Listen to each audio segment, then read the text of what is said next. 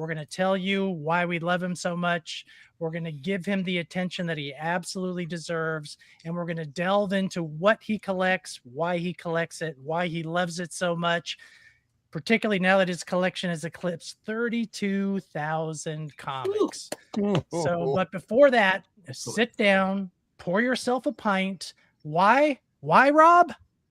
Why? Because it's the end of the week. It's the moment we've all been waiting for. Yeah, that's right. It's Friday, you bastards. And it's the 250th episode. The internet brings comic fans around the world into one comic book community. Comic creators and comic fans, tonight you are seen, heard, recognized. Because comics are for everyone. Live from Miami, Florida, broadcasting around the world, this is the Not Near Mint Show.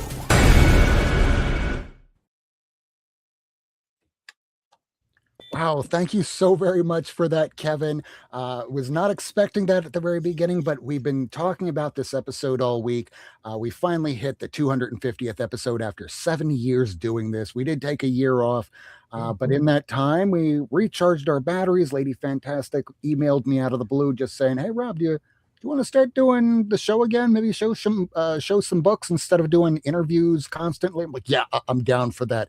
And little by little, we just started picking up some crew members. And here we are tonight with our 250th show with some of my favorite people in the world. Doc, Lyle, Miracle Man, Kingdom of Nerds, Michael of the North, Cliff on Comics is somewhere, and Vincent loves comics. Excellent. Thanks for having me. First, before we get started, I don't know this from a hole in the ground, but I wanted to congratulate Rob and Cliff and myself, I suppose, for getting well, I guess Bruce did as well, for getting nominated for CBC Awards this year. We'll see how that. We'll see what happens. I don't know how it works or anything like that, but it's exciting to get nominated. Hopefully, I can add to my collection this year. I have one so far. Nice. I barely know what they are. I remember watching them a few years ago, and I'm thankful for being nominated. Anybody that did nominate us, thank you so much. I don't expect to win anything because we've been doing this for years. I'm not doing this for an award. I'm doing this because in my regular life down here in Miami, Florida, there are very few people I know personally who actually read or collect comics. I mean, my best friend Rufo, hopefully you're watching. Hi, Rufo. And those people, Leah at the bar, if you're watching out there, hi. But all those years ago, I didn't have anybody here to talk to about it with. And those that I didn't really want to hang out with them too much. You all know what that's like in your real life. Well, look, but it does tell you and everybody else who's been nominated that people are watching and people are enjoying your show, and that's the important thing. I thank you. Are we talking about CBCA nominations? Yeah. We are. Yep. Right. So obviously you're not shown exactly what you're nominated for, but you can narrow it down. Because if you see the name of your show afterwards, you know that you've been nominated for some type of ongoing series or live stream. I noticed that my name is just Cliff on Comics, so I don't feel like Comics and Coffee was out there, but we'll find out. We'll find out. They didn't see the Eric Larson episode yet. What's that? They didn't see your Eric Larson episode yet. Yes. Well, Eric Larson is behind the panels. Oh, okay. Can't keep track of all of them. Well, I know because, and by the way, congratulations, Rob, on 250 episodes, because it's just proof that you were doing this shit when everybody else was in a damn void. That's right. And you were still here. And this makes it very. When they were at home scratching their ass, not knowing what was up and what was down, you were here. I mean, we were live during the episode where we heard that Tom Hanks and his wife got COVID, that they were shutting down the NBA, and we went live going, all this stuff is happening. We don't know if there's going to be comics next week. And then things started shutting down, and we just kept doing episodes going, hey, what are we going to talk about? There's nothing coming out this week. And look what happened to Diamond as a result. Yeah. This makes a nice segue though, and Cliff has already kind of started this. I mean, I thought we'd spend a little bit of time where every one of us can pine a little bit about you and what you've meant to us and what you mean to the comics community. Cliff, you kind of started. You want to keep it going? Well, I discovered Rob late in the game because this is very funny. I tried doing this a long time ago, multiple times, just into the ether, never really finding feedback, not even blissfully unaware of all things going on. Then COVID happened, but as a frontline worker, I wasn't paying attention to anything going on. All I knew is when I would go to the comic shop, my buddy would be like, "Oh, do you have this? Do you have that? These things are really selling for money now," which, I wish I had stopped and listened. But then when I joined this wonderful community, I discovered Rob, which we're going to give the credit to Lady Fantastic.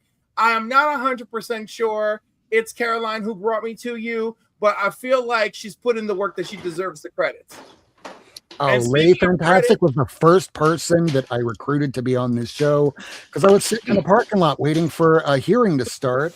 And I'm going, I'm watching this lady. She's putting out videos every day. She's excited about the comic. Let's have her on. And we had, I believe it was Sharon, Life with Two YouTubers. Her daughter was putting out her first book. So we had her on. We started talking about the books that she was putting out. And then I just kept asking Lady back. And the second episode with her on was the one that we wound up having Miracle Man on because we started talking about Ethan. Hey, Tacoma, and hey, Vogs. Hey. Sometimes I feel like I am just one of many. Holy cow, look at this motley crew. This is amazing. Some damn fine looking people in here, I'll say that. Fucking lootly. And also Michael. Thank you very much. And then there's Cliff, just a cut above the rest. Gosh, don't get my titties all warm already. Jeez. Listen, everybody deserves a warm titty once in a while. That's true. It is true. Truth. I'm going to go next if that's all right. I've known Rob for quite a while, not only on Blue Sky, but also on that previous place that we don't frequent here at all anymore that will remain unnamed. And, we've shown comics on those social media sites for a long time. And then I decided to start my channel last July. So it's been a year now. And just out of the blue, I just invited myself and said, "Hey, Rob, can I be on your show at some point?" And he's like, "Yeah, no problem." And so I showed up once, and golly gee willikers, I don't know how it happened, but I ended up, I'm a regular for all practical purposes at this point. And I wanted to let Rob know that one of the things that to me that's really important for him and the primary contribution that he makes to the YouTube comic sphere is his positivity. His positivity. And I talked about this with Matt when I was on his show last week too, that we need more positivity here. We need more people just sharing their love, and you can feel Rob's exuberance. You can feel his passion and seeing all those books behind him. I mean, it makes me smile every time I'm on this show, and I'm honored not only to be a part of Rob's program from week to week now, but all the rest of you who are on this show as well. Y'all have given me, and I'm kind of like Rob, I don't really have anybody here that I can share my comics collection or my experience or talk about anything with it. So y'all are my family here. Y'all are my people. Y'all are my family. I've had a rough day. Rob has played a big role as the catalyst in bringing me to this. So thank you, Rob, from the bottom of my heart. I love you, brother. Thank you so much. Who's next? When Michael, I you've been saw around you a long out there time. Why don't you go on- next?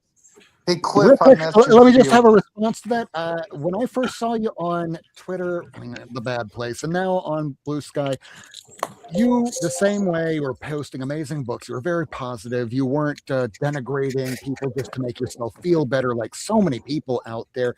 And when you wanted to be on, I'm looking at your page, and if you're like your page, and you are in real life, you're authentic, you're a real collector, and I'm grateful that you're with the show. Thank you, Barry. Love you, brother. Love you. Michael, how about you? What you got? Okay. So I've prepared a tribute. It is no coincidence that Rob's 250th episode should also fall in the same month as America's 250th episode. America and Rob both have a lot in common. They both believe in personal independence. America for making personal choices without government control, and Rob is single. Extremely single. That might be the funniest fucking thing you've ever said. Sorry. They both believe Clip in that. civil liberties. America for the freedom of speech and freedom of religion, and Rob likes the freedom to fart and blame it on his cats. Oh. And finally, they both believe in equality of opportunity. America believes that all people should have an equal chance to succeed based on their own effort, and Rob believes that all people in the chat should be moderators and get the blue wrench. Yes. My personal journey with Rob began at a time in my life when I needed someone like him. I needed someone who was kind, accepting, and not only shared my love of comics, but nurtured my unhealthy obsession with it. I've never told this story before, but when Rob took me under his wing, both of my parents had just been killed when a trapeze they were on broke and they fell to their deaths. Wait a minute. It sounds be like clear- someone else's origins. To be clear, they weren't circus acrobats, but rather they were experimenting with the sex trapeze. Contrary to the manufacturer's warranty, their trapeze, or sex sling as Miracle Man more commonly refers to it, did not adequately support their weight while it hoisted them into the air during the act of coitus, and they were sexecuted, according to the coroner's report. But this is neither the time nor the place to discuss this. Needless to say, I was quite shaken from the traumatic events, and I began the self-destructive downward spiral of watching YouTube live streams of middle-aged men talking about comics. Comic Book Club. Matt likes comics. John's comics with friends. Near mint condition. I'm not proud of what I did. Finally, I hit rock bottom and watched Not Near Mint. But instead of it being a wake-up call, I realized I'd found my people and started feeling better about myself. Surely my comic book addiction couldn't be that bad when I was staring at a man's basement that had 10 times the number of comics I had. Surely I couldn't be as hideously disfigured as the person who refused to show his face on camera knows Miracle Man. Rob likes to joke that his last name, like his last name, he is the worst. How ironic. He is the best of us all. This amazing person has created a community. He has created friendships which I hope can last a lifetime. Without him, I never would have met wonderful people like Cliff, Ian, Carolyn, Lyle, Bruce, Jason, Kevin, and real name redacted for legal reasons. And even when Miracle Man and Lady Fantastic tell me I'm a maple-flavored piece of shit, I know they do it with love in their hearts. Rob is a special person. He is a 9.8 human being with all white pages. He is a Superman 10 without the rusty staples. He is a living, breathing banger alert. Rob, I love you, you bastard. That was wonderful. Beautiful. Oh my I would God, let that you was read at my wedding. Wait, we all should have been allowed to go before that. Holy crap. I think I'm going 5. Do I need to write something real quick? That was I don't know what to beautiful. do. Beautiful, Michael. Who wants to go? Who wants to follow that horse shit? I'll go. Oh, go All right, ahead, Tacoma, Lyle. what you got? I'll go after Lyle, I guess. Can Rob. someone Well, I clip met out, Rob. I real was- quick, Ian? Real quick, Ian. Can someone clip out the 9.8 human being with white pages into like an isolated audio clip? Because that was beautiful. That was. actually legit brought a little tear to my eye. I'll I'm go and I'm after- not even joking. I really like that. That was a really I'll nice go after whoever. one. Sorry, Ian. Go ahead. It's all good. It's all good. All right. Rob, years ago, in my time of I'm just making that shit up now. Oh my God. Listen. This is almost embarrassing to say, right? Because of who Rob is and what he is. But when I started this thing, like I was making YouTube videos on hauls and just stuff that that basically was haul videos was the thing. We're talking about 6-7 years ago, maybe even more. And somehow I got to know Lady Fantastic, right? And then she told me about this guy, Rob. I used to watch the show on Friday night when it was like Rob, Lady Fantastic, Kirk, and I think Miracle Man, right? The fuck And I you used mean, to- I think. Sorry. Because your face was never there. That's why I wasn't sure. But the other three, It's I not remember. there now. So, yeah, but I've been exposed to Y'all it are enough. I know assholes. what's going on. Side railed. I was jealous that I wasn't on that show. I felt like in my own mind, I had reached a point where like, hey, why aren't I on this show? Why aren't more people inviting me to be on this show? And in my mind, I do what I think I often did, what a lot of people often do. I built people up to like Rob was this like, this top tier CGC customer that I couldn't approach or speak to or talk about it. And then like one time Lady Fantastic's like, hey, Kirk's not going to be there. Rob needs somebody else in the show. You want to come on? I was like, me? Oh my God. And like, so I had built up this vision of somebody who clearly knew so much about comics and had so many comics. It was probably only 20,000 back then. Couldn't possibly want to hear from me. And now to know that my impression of Rob was so backwards and so wrong, and that he is there for every collector that isn't a dick and has a passion, is just really great and wonderful to know that there's a place I can fit in Friday night. Because, the Canadian, and I'll kill anybody who says I said this in the future, but he's right. I got people and like friends that I know are, nerd adjacent. They come over to my house and I actually feel like saying, do you want to go see the comic book room? And 9 times out of 10, I don't, because I feel like that's just going to be a weird interaction. So this is like me sharing the comic book room with my friends on a Friday night, because it's just a little awkward. Sorry. I literally just put up 2 new shelves today up there. The drill. Yeah. So I'm starting, the new comic book room is starting to come together, but you guys, and I mean the panel and the audience, are the first ones I share it with, and Rob gives us a chance to do that. So it's pretty cool. So Rob, thank you for being awesome, but also being accommodating and accepting. We really appreciate it.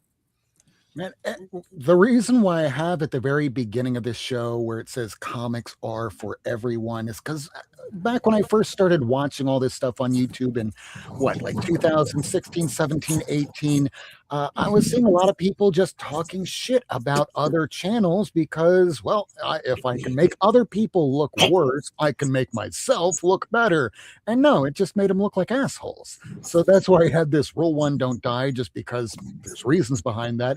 And 2 is don't be a dick, because I want to turn away from that. So instead, make it about the books, not about my personality. And when I found other people that were interested in similar things, whether it's reading aspect or collecting, I wanted them on so we could bounce off ideas from one another, because simple people talk about other people. The ones that want to further expand their minds talk about ideas. And whose microphone is that? That's fog. Okay, I'm back. We know. Sorry. All right, who wants to go next? Should I? I can go next. Lyle. Go ahead, Lyle. Rob, thank you very much for the invite on your 250th show. I really enjoyed it, and all the people that are here. I'm like the last of the Mohican on this show, because everybody's been on a lot more often than I have. I mean, I started my own channel in January. I'm a private collector, and then I was on different shows. Alan, the Comic Collector Geeks channel. Matt likes comics. The Live show. And I didn't think it was going to go any further than this, because how I met Rob was I was watching a different show, and I was just in the comments, and then I got talking about the size of the collection I had.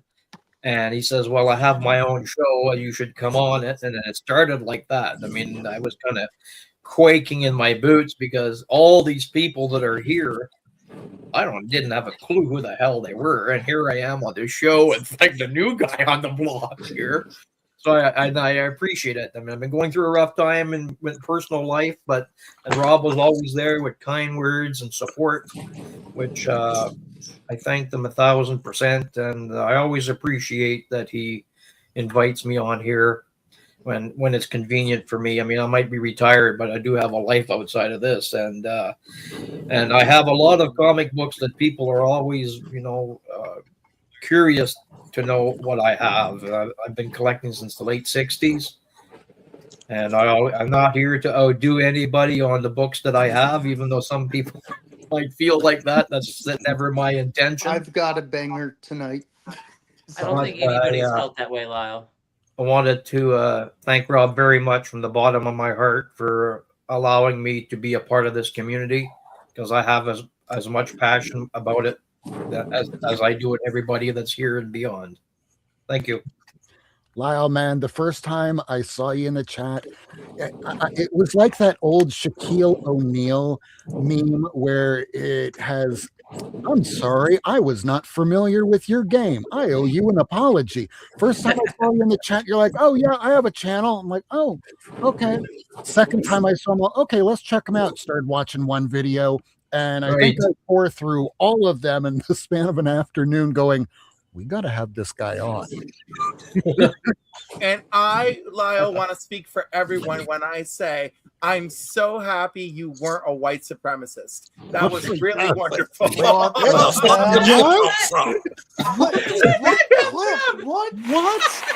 Why, Cliff? What?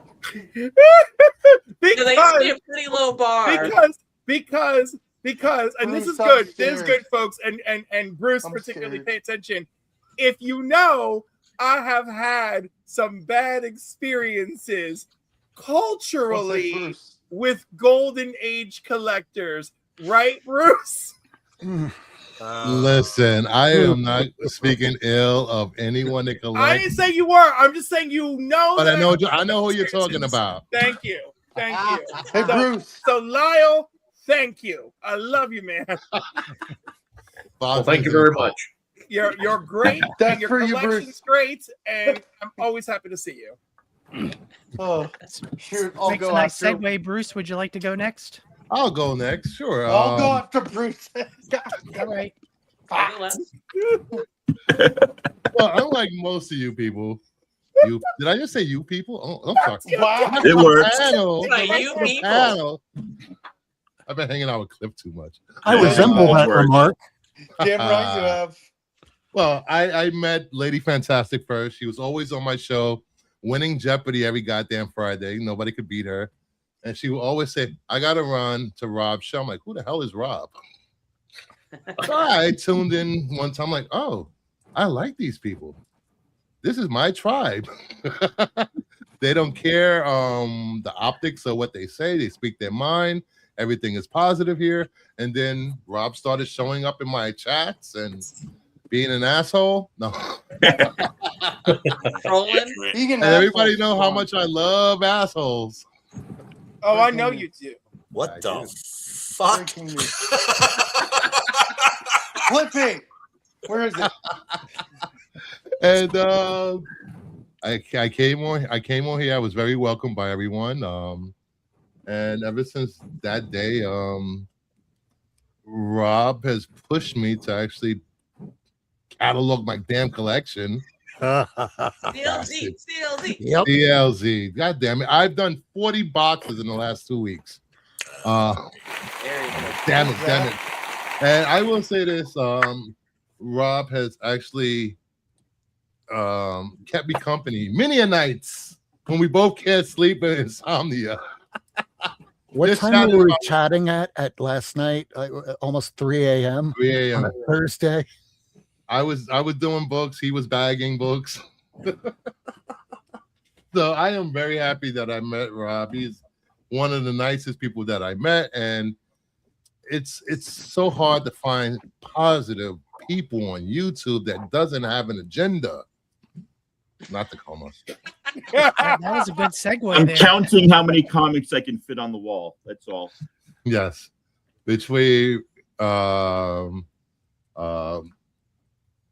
all the bad experiences I've had on YouTube since I've been on YouTube, it's just nice just to be in a space where you can be yourself, not be judged, and hang out with people you actually like and not trying to use anybody to climb YouTube ladders. I But, like that. thank you, Rob, for inviting me in your inner circle. Thank you for. And I being don't a mean part that of inner it. circle. Half a bottle of hooch and we'll see what happens. What do you say, Bruce? I guess I'll go. Sure. The Depends on what youngster. it is. The youngster. Guess the youngster will go. Okay, Um, kid. Cliffy, thank you for the invite, by the way. I met Rob a few years ago on Jig's Kingdom. It was him, me, Fish Cat Collectibles, maybe Drew Manchu, and a few others. Maybe Bubs. And I'm like, who's this guy with the Hall of Justice behind him? That thing is awesome. I am a DC fan, and I've always loved the Hall of Justice. And I saw him in the suit, and I'm like, this guy must have a really good job for all these books. Shipper. But as I grew on, I talked to Rob. Excuse me. After I talked to Rob on there for a while, I got to know him. We've talked on Discord, and he's taught me a few things about like how big certain runs are for comics and stuff. And last year I had a birthday stream a day after my birthday. And Cliff was one of the first panelists. And then I invited Rob earlier that day. And I was like, oh, he's probably going to be busy working or getting home from work, and he's going to be tired. But you know what? Rob was one of the first guys to jump on to wish me a happy birthday, to be there for the first hour of it, which I really do appreciate it. And he's a great guy. Like you guys said, he's like a mentor. And he has kept me happy because when I was down, like this week has been tough. I'm just going to bring up a sour point real quick. I found out my grandpa passed away this morning, unfortunately. I'm sorry. Sorry.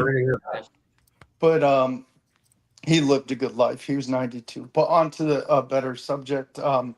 Again, I'm happy to be here. It gets my mind off the negativity. It lets me go into that world of comics that I love so much. Talk with fellow YouTubers who have a common goal of collecting comics, showing what they love, talking about what they love. And Rob does that every Friday. And man, I tell you what, there's so many good intros on YouTube, but Rob has one of the best ones where he segues into his intro because, man, that's a fun intro. And anytime I get invited here, it's been a few times, I feel honored. And hopefully one day I get to meet Rob. It'd be awesome. And yeah, let the festivities begin. Well, he's going to Heroes Con next year, whether he likes it or not. I hope so. That's what I'd like. Talk dirty to me, Kevin. Rope him in. Jeez, He likes being calm tied down. up. Cliff. He likes to be tied up. Cliff. What? I'm always speaking the truth. Calm down. Oh. How dare I love you, I love you. Vocifer? Oh. All right, all right. Now, We see, got- Boggs, I remember watching you. Go ahead, Doc. I said we got two more. We got Miracle and we got Vincent. So I'll let y'all can arm wrestle for who goes first. I'll leave it up to y'all. But what are you saying? Oh, we Rob? already Go talked about ahead. it in chat. We're going to get to that in just a second. It's going to be Vincent, and then we're going to hit Miracle Man. That's But- because I don't pay attention to that. I pay attention to very little because half the time I'm usually trying to pay attention to all the things in the background to make sure the show's going right. I'm like my own producer, which Bruce and I have been talking about lately. You know, producers. We are our own producers, so we have to do our own stuff just to make sure that the stuff that you out there watch looks like, not trash. I'm trying to help you with the. So, chat Rob, feature. what were you saying? You were in the middle of something. Right. So, Boggs, I remember watching her way back when I was watching Jigs, his very first episode when things went completely sideways. I won't get completely into it. In fact, you can't even watch that very first episode that Jigs did because it went for more than like 12 hours in a period where YouTube went, yeah, do as long as you want. And he would try and run these damn things 36, 48 hours plus. And he wasn't even doing any kind of auction. He wasn't doing any kind of fundraising. And much like you, much like me, it's the middle of the pandemic. I'm bored. I'm putting stuff into CLZ after the entire community goes, Rob, you should really have stuff in CLZ. So here I am going, okay, well, you dropped the link in the chat here. Well, at least that one guy that's been masturbating and got him kicked off the channel's gone. Yeah, that's why I that first remember episode that. doesn't I exist remember anymore. that. That was terrible. But this Yeah, is why it's when you true. drop a link in the chat, you better know who you're letting in because Yes. sometimes that could happen. Or there was another channel a while back where they let somebody have that chat link and they put on CP which I'm not going to tell you what it is because it would get us kicked off of YouTube. But it got them kicked off of YouTube, and they had to start their channel off from scratch. So while we don't drop the link in the chat, I do encourage people that are other collectors, reach out. It's okay. But at the same time, the reason why I'm not on Instagram is because I'm scared to death of talking with multiple people when they're going like, okay, here's your inbox for Monday. There's 30 people in it. Nope, I'm gone. I'm never posting again. No, it was a pleasure meeting you, Robin. Like I said, you are a mentor. And I thank you for watching, for being a part of this community, for being on all these channels, because it's about the excitement of collecting, this excitement about reading, and we need the next generation to be just as excited, or else this hobby that we enjoyed so much may just fade away. Okay, Vincent. Speech. I feel like the new kids still.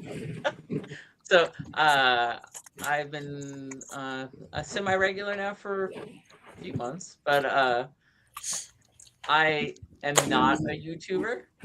I don't have videos to upload or promote. You know, I'm a Blue Sky guy, and I just want to say thank you. I can't remember. It was something about a topic that you were covering. I'm like, oh, I'd be good at that. And you're like, well, you should come on.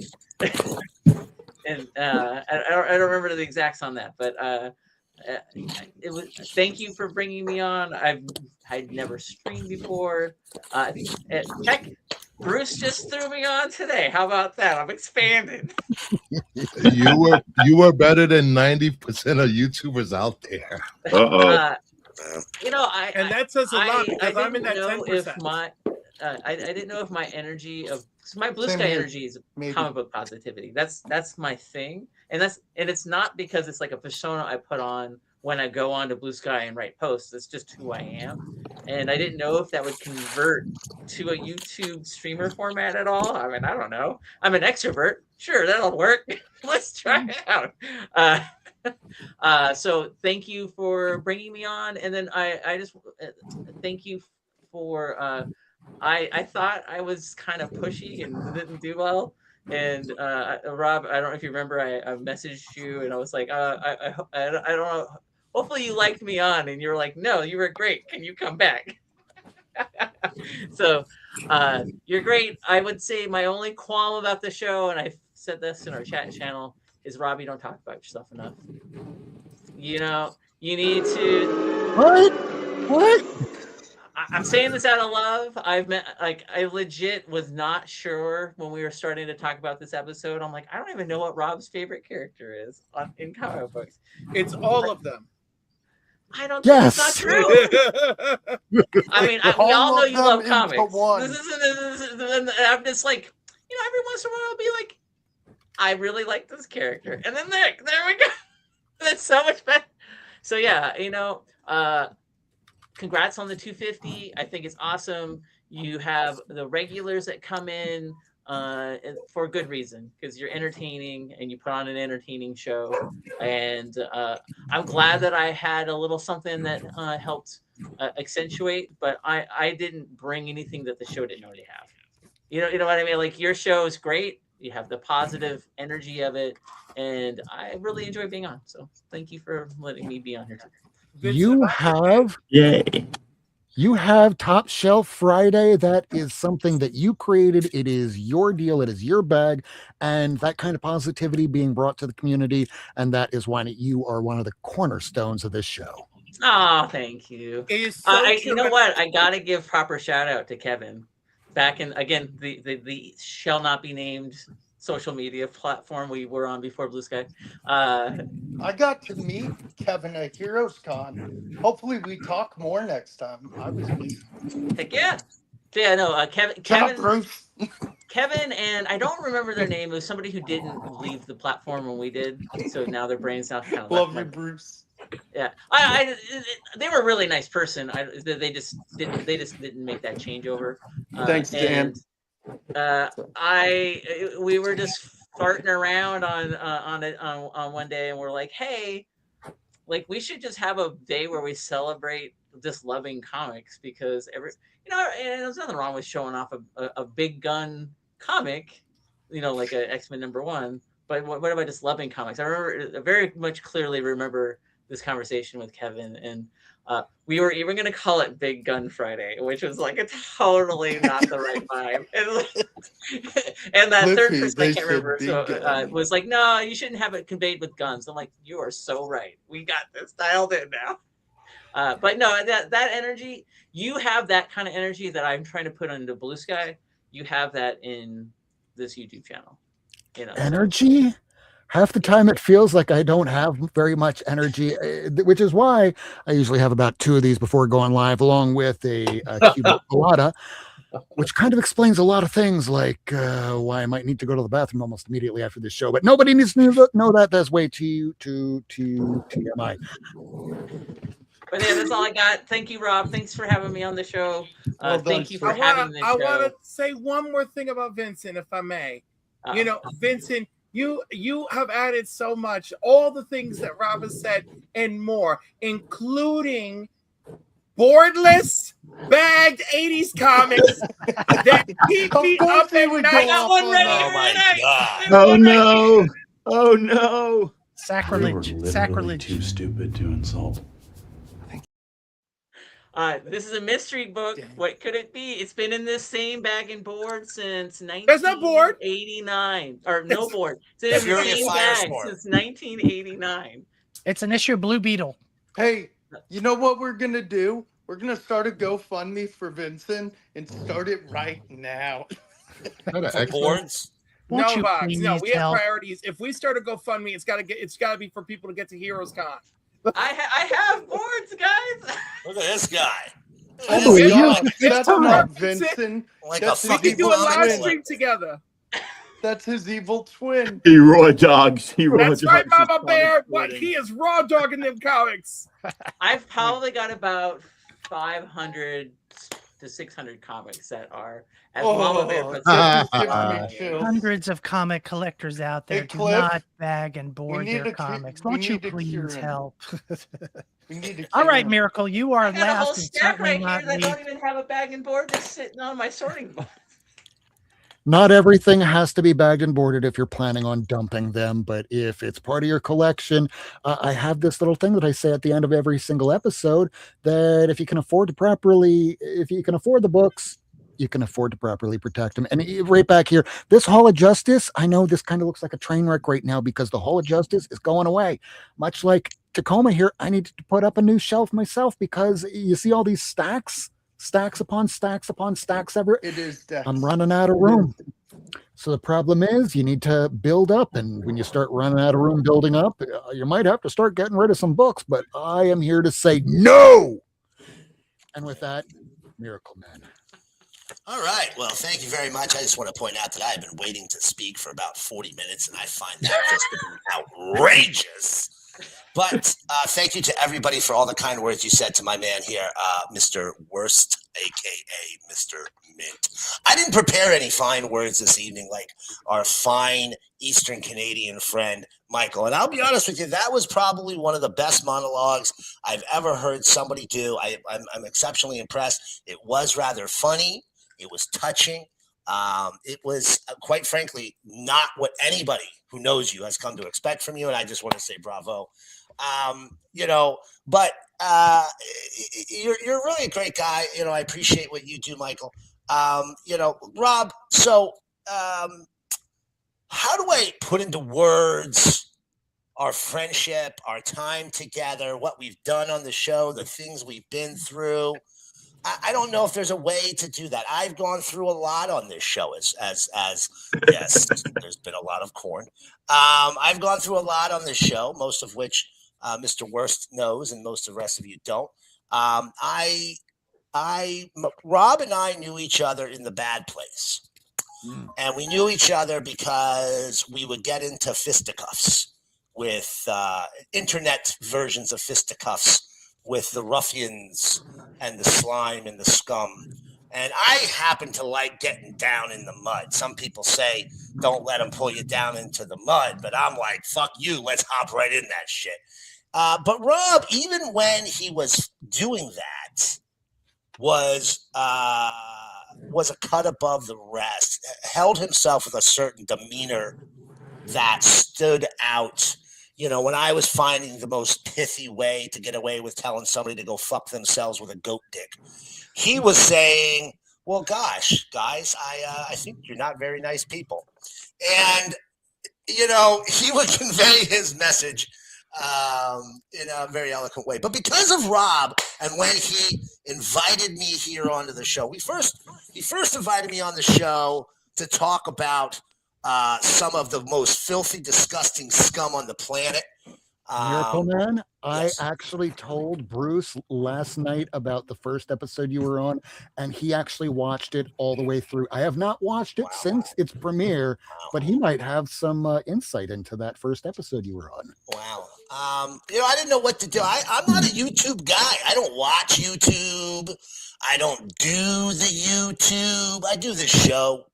But I do this show not because, you know, obviously I want to be internet famous, which is why you see my face all the time. But I do this to see my friends. And I made a lot of friends. And I made these friends because of Rob. Like, I knew Michael and I knew Vincent from outside of the YouTube. We knew each other on Twitter. And then sorry, I said it. And then we knew each other on Blue Sky. I did. Dead name doesn't count. The dead name doesn't count. That's true. A dead name doesn't count. But you know, I made a lot of really good friends on the show. We got a buddy, and I never see him. And I hope you watch the show, Whack. We love you, brother, and we miss you. And we hope you can come see us again someday. But you know, Kirk too. Kirk, miss you, Kirk. We love you, man. Sent you a link. Think of you all the time, brother. All the time.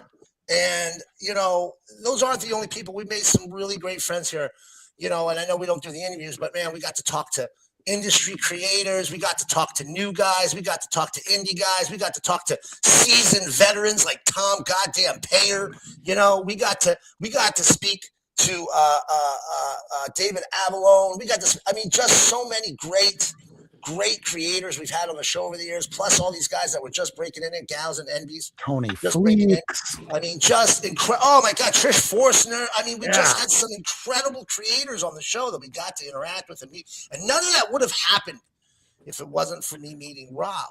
And, you know, I wouldn't have met most of you. Cliff, you're the most fabulous motherfucker on the planet. I love the shit out of you. Damn right he is. Tacoma, despite the fact that every time I look at you, I get a glare in my eye. I love you, brother. Lyle, you make me go, wow, I thought I was fucking good at comics. Apparently, I suck at this shit. And I mean, and I say that as nothing but a sign of respect, man. Your collection blows me away. You know, and you know, I've been doing this not as long as Lyle, but I have been doing this for over 45 years. Since I was old enough to hold a comic, I have been collecting comics. I love them. I love everything about them. I love good comics. I love bad comics. I love superhero comics. I love porn comics. I like fucking historical comics. I like American comics. I like fucking space comics. I like fucking European comics. I fucking love comics. And there's only one place and one group of people that I feel the same level of passion and love for the medium, and it's when I do this show. And it's why I keep coming back to doing this show, despite the fact that I was away for a while. It's one of the reasons I came back to see my friend Rob and to do this show with people who share that level of passion. And, you know, again, all of that is possible because of you, Rob, and because of, you know, you inviting me on, to giving me an opportunity to spread my message of why a sack of month-old outdoor mayonnaise was actually a sack of month-old outdoor mayonnaise. Again, guys, watch my first episode. You know what I'm talking about. And, you know, wait, hold on. Okay, I didn't have to say porn that many times. But, you know, without Rob, my Friday nights would be boring, except for, you know, when I'm going out with girls, something Michael doesn't know anything about. And, you know, so no, this community and sense of camaraderie and friendship, and you know, it's not something that comes easy. Let's be honest, we all know what our peers are like, and we've all met plenty of them that were like, oh, why don't you stay at least 100 feet away from me, preferably downwind.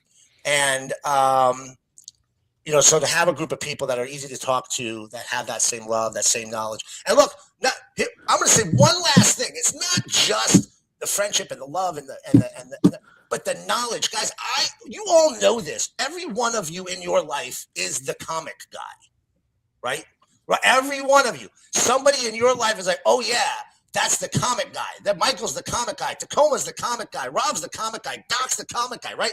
Every one of you on this screen right now are the comic guy to people in your life. And you and I, we all know you can't find that anywhere else. Even in the comic shop, you don't feel it like this because it's a rarity. We have people who have this much knowledge and passion and love for it at the same time and can, actually are personable enough to actually speak to. So, Rob, thank you for that opportunity. Thanks for, putting up with me because I know I can be obnoxious. I swear a lot. I show a lot of boobs and vaginas, and sometimes when you on the show, so that I appreciate it. They're not all yours. They're And not. I mean, we're 46 minutes in, and I haven't had to throw this up once. Wow. Is this a record? Actually, you know what? For old time's sake, Rob. Uh-oh. Not Near Mint is a show designed for mature audiences. If you're under the age Get of that 18, corn you button should ready. not watch Not Near Mint. It's not because we don't want you as a fan. It is because we'll probably get in trouble if you watch our show. I just happened to have it sitting by. I had to show it. Oh, off. here we go. I don't think you're ever far Right out of away. Corn. I'm surprised we didn't get kicked off. That's not on the screen for a long time. But thank you so much, Rob. I appreciate it. Love you, brother. And now we can start showing books. No. Let me No? correct you What? there. You can start showing books because this makes a perfect segue, Rob, because I didn't we pull wanna anything. we want to know what you like, what you love, what you collect, what gives you that passion that we all see every single episode. We want to see your stack for once. Okay. Absolutely agree. I'm with only Kevin. going to start it off and only take a short amount of time for a very good reason. Let me blow myself up and you will see why. So a long time ago, when I first started doing this show, in the first few episodes, I had a glass table doing all this stuff here. You're going to see what the top somethings are here. Oh, no, I blocked it out here so you can't see everything. Great. So when I first started doing the show, this thing that was a wooden table was glass. So over here, I'm getting stuff ready to show some books where I'd have the camera on it.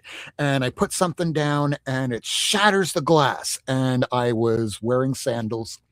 So much like John McClane in Die Hard, I did the entire episode with bloody feet, didn't say a word about what happened until I said afterward, yeah, I should probably go to the hospital. Like, why? I show like Lady Fantastic my feet. Not an OnlyFans.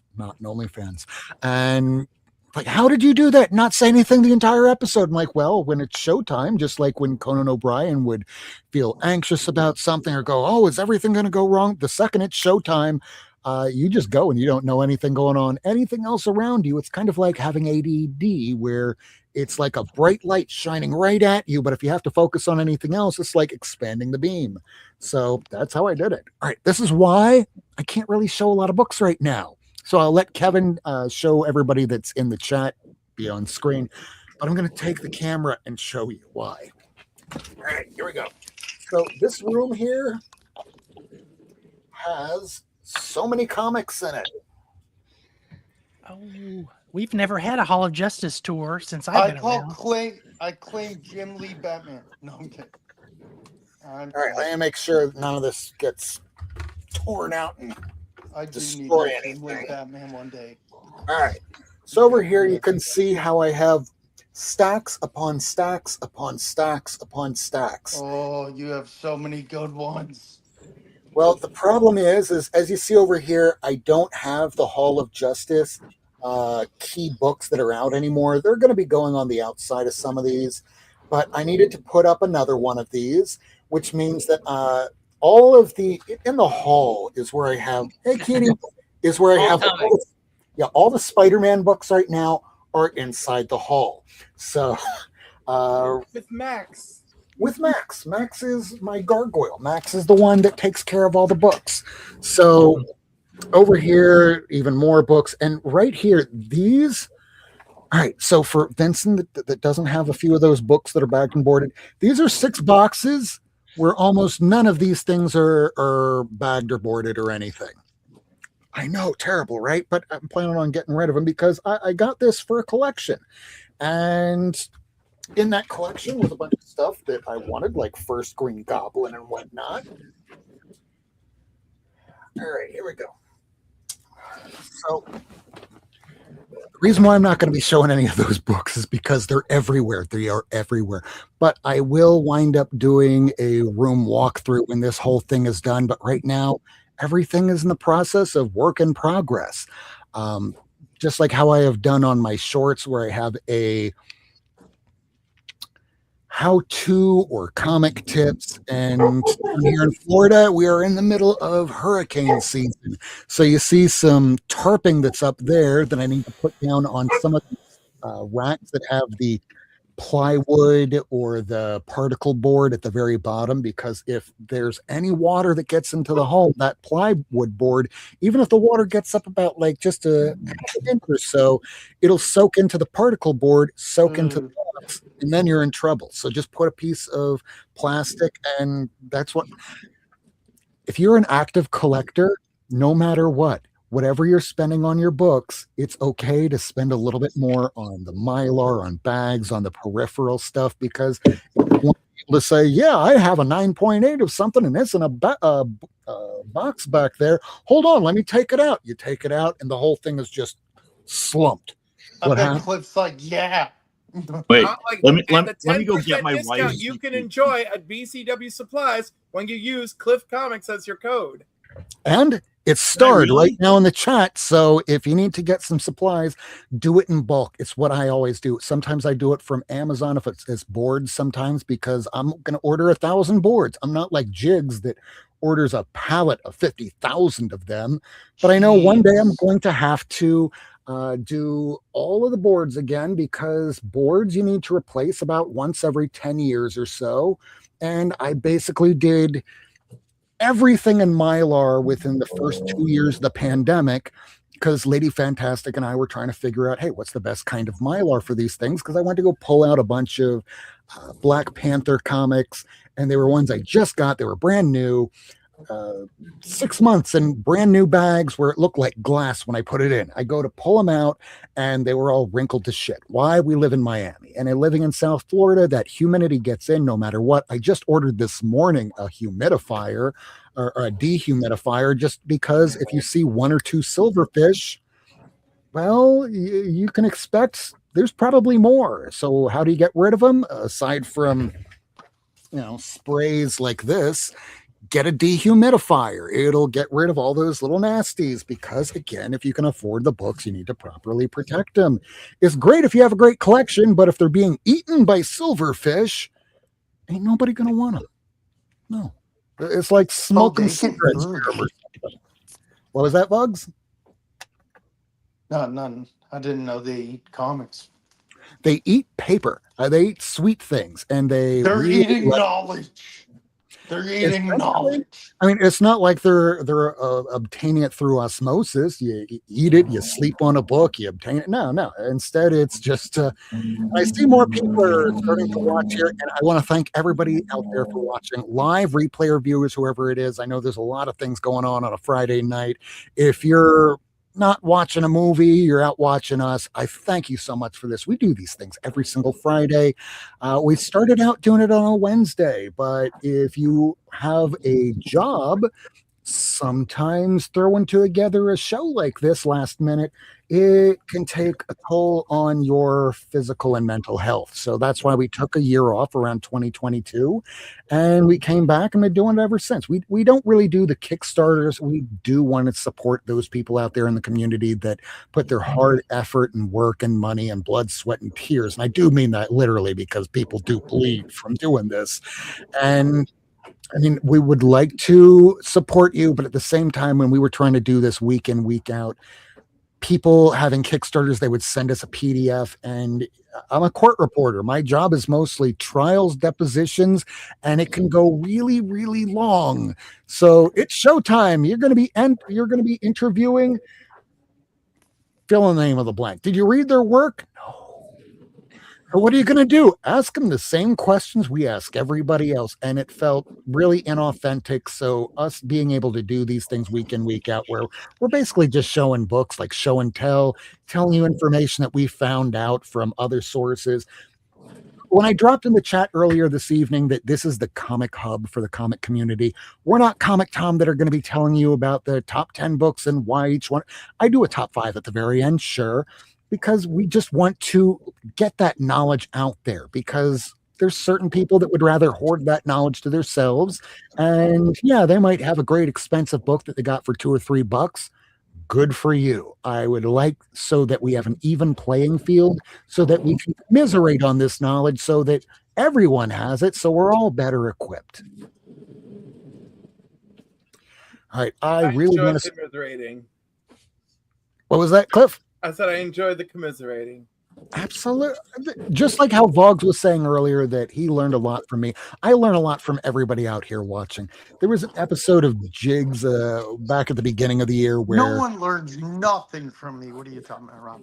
it can happen. I learned something from, and it's something that we know, but sometimes it helps to have it. When you watch it happen live, it feels like you were just kicked in the balls, or that somebody just took a piece of a Zagnut paper to rip off the hair from your testicles. That's what it felt like watching this. So Damn, Biggs I'm had insane. Ian on, and I don't mean Ian Tacoma, I mean Ian. He's beloved. We all know who Ian is. And he was showing one of the drug issues from Amazing Spider-Man, and he goes to take it out of the bag, and we're all telling him to take the tape off. He didn't take the tape off, and that tape caught on the cover of the book. So he tries to get it out, and he's like really close up with the camera watching this, and we're watching as the cover gets lifted from that book. And it was right afterwards where I went, okay, that's going to be my comic book tip number. I can't remember what number it was, but yeah, if you're working with comics, this is the reason why we use Bender's tape. I mean, Yeah, this isn't as bad. I have little rips on some covers, but nothing like extraordinary. Thank Yeah, but you didn't cause them, Vogs. It came that way. Yes. Yeah, I got a Green Lantern 76 where it was at least about like an 8.0 or so, but somebody at some point took that book out and the tape caught on the edge of the book. So there was a little bit of a tape pull. I'm okay with it. It was really nice presenting otherwise.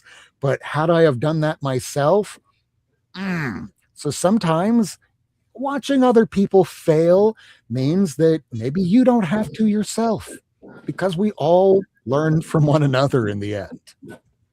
Thank you. All right, I want to start seeing some people's books. I don't know what's going on in the private chat. Where's Lady Sure. F? I don't know. Lady Fantastic, we love her, but I know she's living in a new spot, new home, new area, so she still has to take care of some things. So, Lady, we love you and we miss you, and hope to see you back here soon. Yeah, I'll go real fast. I only have 4 things. So, When go ahead, when Cliff. Kevin says there's 31 in here, does Kevin see it because Kevin has permission? I think so, because that means Kevin is all all the people. knowing. Yeah, we have Kevin streaming on his channel, and we have Mine. Cliff streaming on his channel. So I guess that means all together. Yes, and I love that. Well, there's 20 in the main chat, and that's lovely. This is not what we're used to. We're a small channel. I don't want to be a large channel. A large channel usually means, hey, Rob, you're doing things wrong. You should do this instead. The larger you have of a following, the more people feel entitled to tell you what you're doing wrong. Yeah, there's 20 on your channel. You'd There's be- 3 on mine and 5 on Cliff's currently. Surprised So, Bruce isn't let me throwing tell in you- it on his hat in that ring. Let me Oh, tell you really? something, Rob. You have created a wonderful bubble for yourself, because it doesn't matter the size of your channel. There's this thing that I belong to called Instagram.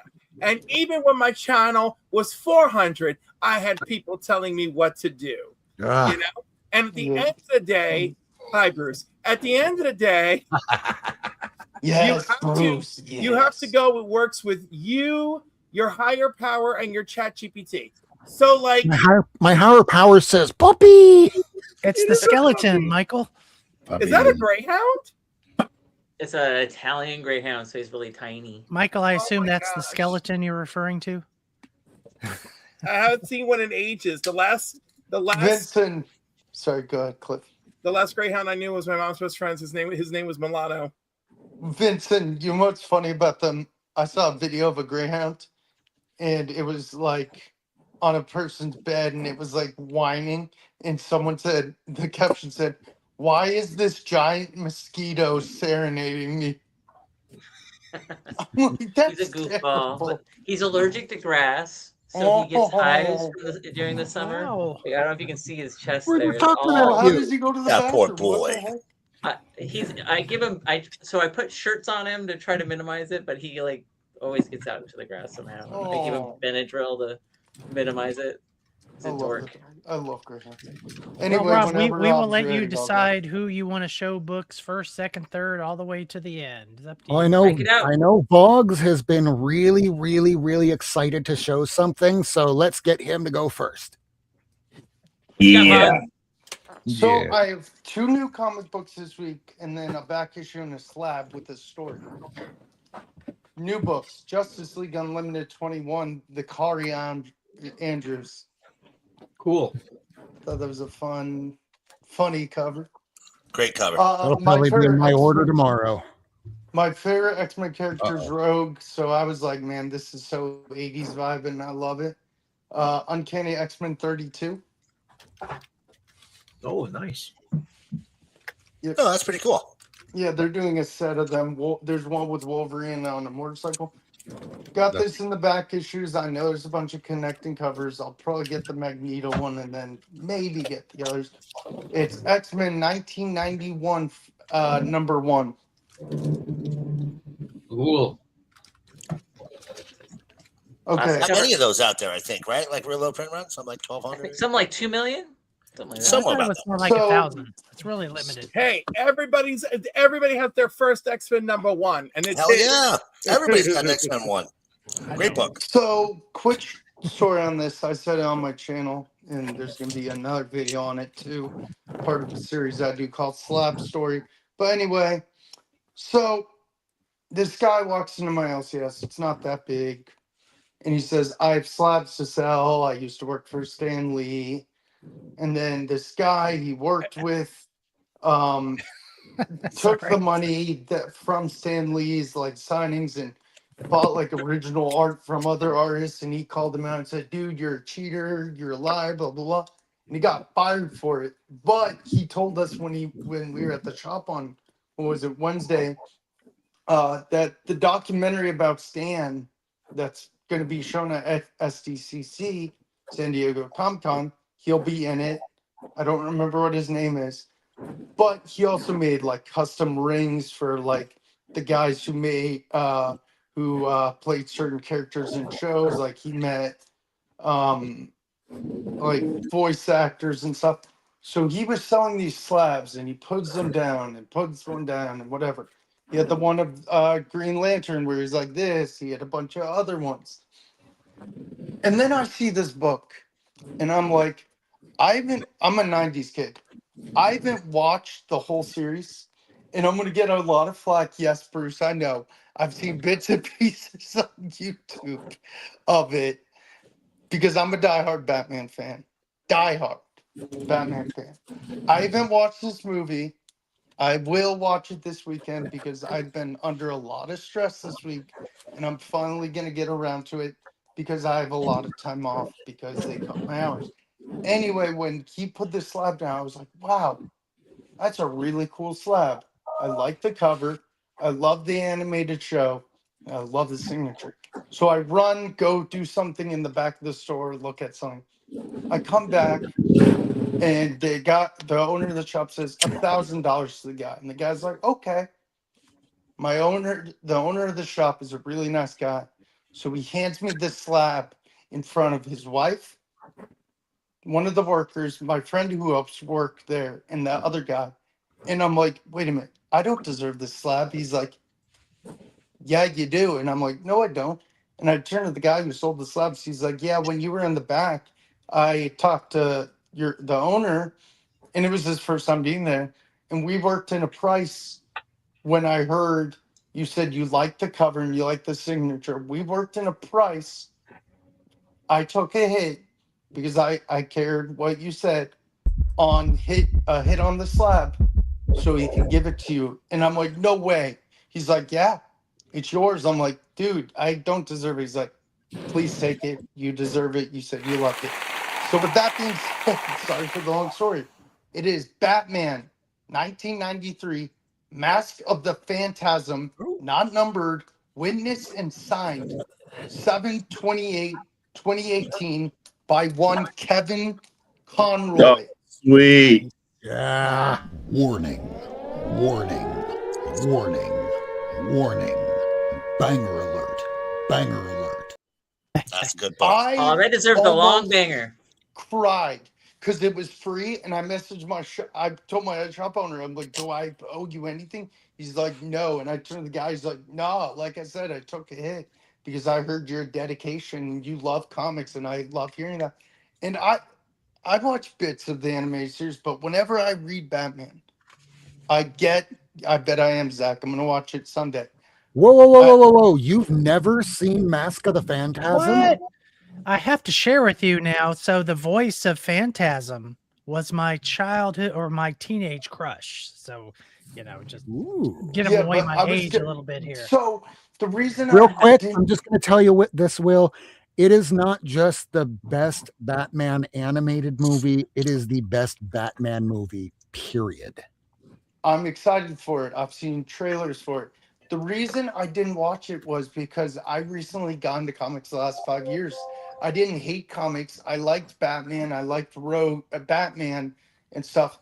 Now I'm into comics. I'm probably going to go back and watch the series. But I'm a diehard Batman fan. Cliff knows it. I've been on his show before for a bunch of things. I have a bunch of Batman comics, probably a stack like this big, almost a whole short box or two. And whenever I read Batman, I just read in reading Batman when he talks is Kevin Conroy. I am Bryant. It's going to be a slab story coming out soon. I'm going to screen record when I showed it on my new pickups from Wednesday. I'm just going to screen record. It may not be like super high def, but I just want to screen record it. But yeah, yes, I haven't watched all of it, like I said, but I am going to watch Mask of the Phantasm this week. But like I said, I know who Kevin Conroy is. I've heard his voice a million times because I've watched YouTube videos on Batman and stuff. But yeah, getting this, I almost cried because I love Batman. And Kevin Conroy is my favorite voice actor of all time, along with Peter Cullen. So that's awesome. If someone calls me a fake Batman fan, you're wrong, because I can show you a bunch of Batman comics, a bunch of Batman figures. And shoot, our buddy Tony Oldwolf knows I'm that big of a Batman fan that he's going to make me a Batman cowl. Oh, no, that I got to see. And Will, I just got to tell you this much. When it comes to people on YouTube these days, there's a reason why on the graphic that I made for tonight that I had to put at the very bottom there, no AI used. Why? Because, and this is the annoying thing, if you use Photoshop, they might actually tag your video as being AI. But I would rather watch a human being talking with just a talking head than some AI slop. So high definition, low definition, it doesn't matter. Just make that video. Especially I appreciate you guys listening to my story. I know it was long, but this is going to be with me forever. Sorry for the rant and the long story. Or at least till you send it to me. I just want to say real quick, Logs, I don't know if you know the vibe of this channel, but you're a fan if you like the character. You don't even need to own a Batman comic. Yeah. There you go. You're a freaking Batman fan. Batman is my all-time favorite character. I'm just saying. Yeah, I'm definitely gonna watch it for this week's this week because I don't work a lot. So I appreciate you guys letting me show this. Oh, I bet I will. I hope you like it. I don't want to build it up too much, but there's 3 Joker introductions, and each one of them are great in the movie. I remember seeing it in the theater. It was fun. It was a good time. But yeah, I appreciate you guys listening to my story because most people outside would be like, "Oh, he's just talking and talking. Show us the damn book." Oh, yeah. No, the build up was awesome. Get some Don't give a damn context. what they say. Show what you like. Absolutely. So who wants to show some books next? You pick. You're in charge. You're in Well, charge. he's already Go. up there. Go ahead, Vincent. Oh, me. Wow. Top Shelf Friday, baby. Yeah, Vincent. Woo! Well, it's the 250th episode, so I pulled some 250th issues. One of them is going to be a mystery because I don't have a backer board, so you can do another guess on it. Shame on you. I'm Cliff. I am an Okay, Iron Man what- fan, so you're not going to be surprised to see Iron Man 250. Ooh, that It's is a cool. follow-up to the 150th issue. Is it boarded at least? Yes. I hope so. As a shock to anybody who follows me for 2 seconds on Blue Sky, I am also a Hulk fan. And Hulk 250, look at that nice Mylar, the nice new backing board. It's got a board. Look at that. It's And a it's miracle. a newsstand copy. Look at this. Well, hold on. I got to pull a Cliff. Hey, let's see the back of that again. Not that one. Oh, There you go. He's using Scotch tape. Uh-oh. I am using Uh-oh. Scotch tape. Even when he's That's gagging and that's farting, the he wants that's to not even the satisfy. most unforgivable, okay? Because you can remove the Scotch tape before you go to open it. Uncanny X-Men 227. And so actually that's good. So Cliff, that's actually what I do when I open a book. I take the Scotch tape off and I put it to the side on my side It's table. what I do too. Yeah. Yeah. So this teaser is the 250th issue. It's 1980. I think it says 89. It's kind of hard to tell. 88 or 89. Any guesses? X-Men. JLA. Excellent. I cheated. I saw the Polaris cover when you put it back there before. Cheater. Yeah. And then it's great. You should steal it. Amazing Spider-Man 250, signed by Klaus Janson and JRJR. Well done, sir. Well done. Nice. And signed by the dog that chewed on it. No, dog, Hey, no, don't this talk isn't about a dog JRJR shit that on one. This way. one's actually in really nice shape. Oh, okay. Skeleton dog. I've been really busy this week trying to get a job, and it was my birthday, so it was like a lot of stuff going on. I showed this off at Bruce's channel though. My wife is amazing. My wife. Sorry. My wife. My wife pays attention to nerdy stuff more than I do because I didn't even know these were a thing. But the Frazetta Universe action figure series, she got me at all three of them. These are the Frazetta Girl special versions. Nice. I walked by that booth like 20 times at Heroes, and that booth is awesome. So yeah, this is a John Carter of Mars action figure. And then since we have so many people watching, should I open these? I will absolutely sway. Are you gonna play with No, it? no, no. Oh. Never take it out unless you're going to play Yes. with it. Yeah. Exactly. Why? So If I you're will gonna take it play out and with play it, you with whip it right out. But otherwise, no.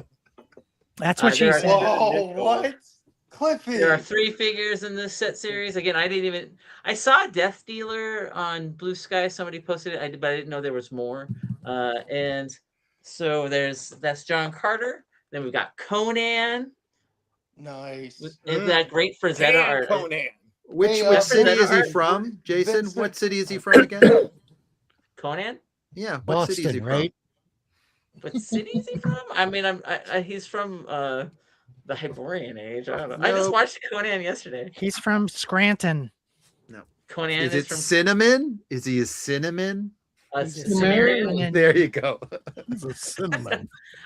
You know what? So I actually, because of these figures, and the Red Sonja, the new movie came out for free stream on Amazon Prime. So I watched it 2 nights ago. It's terrible. And then it went to the 2011 version next as a what to watch next. And so I watched it and I was like, oh, maybe it's not as bad as I remembered. It was terrible. Hey, Doc, I forget, was Vincent? Vincent, were you at Heroes Con with Doc? Yeah. Yes. I forgot because I should have talked to you. I swear you were with him, and I just didn't know. Oh, Who you're you were. good, man. You went by us real quick, and it was like the last day I was there. You're good. But So go ahead. Death Dealer. is awesome. Yes, I need to get one of those. This one's the best one for sure. And I need again, to get one of the those. artwork used on it's amazing. Did you go to the Frazetta table? I did not. They have one at Heroes, and they have merch and they have books and everything. But yeah, props to my wife. I didn't even know they were a thing. I'm really bad about keeping track of action figure stuff. I have a hard That's enough not time bad. keeping track of comic book stuff. So. Just And because you then don't do my, it doesn't make it my bad. Top Shelf Friday, New Mutants number Nice. 1, signed by Chris Claremont, Bob McLeod, and Wheezy, Louise Simonson. Louise Simonson. And this was inspired for me as a choice this week because call out to Spy Vinyl on Blue Sky, our good friend Bill in Colorado. He's a mod got now. his very first X-Men comic yesterday. Yay! Very first X-Men. Now, Vincent, that is your Top Shelf Friday. Please hold that back up again. Long one. Warning, warning, warning, warning. Banger alert, banger alert. Oh, look at the little kitty. And he's playing with the tiny little chick. Wait, you're here for comic books, you dumb asshole! It puts the lotion in the basket. It puts the lotion in the basket.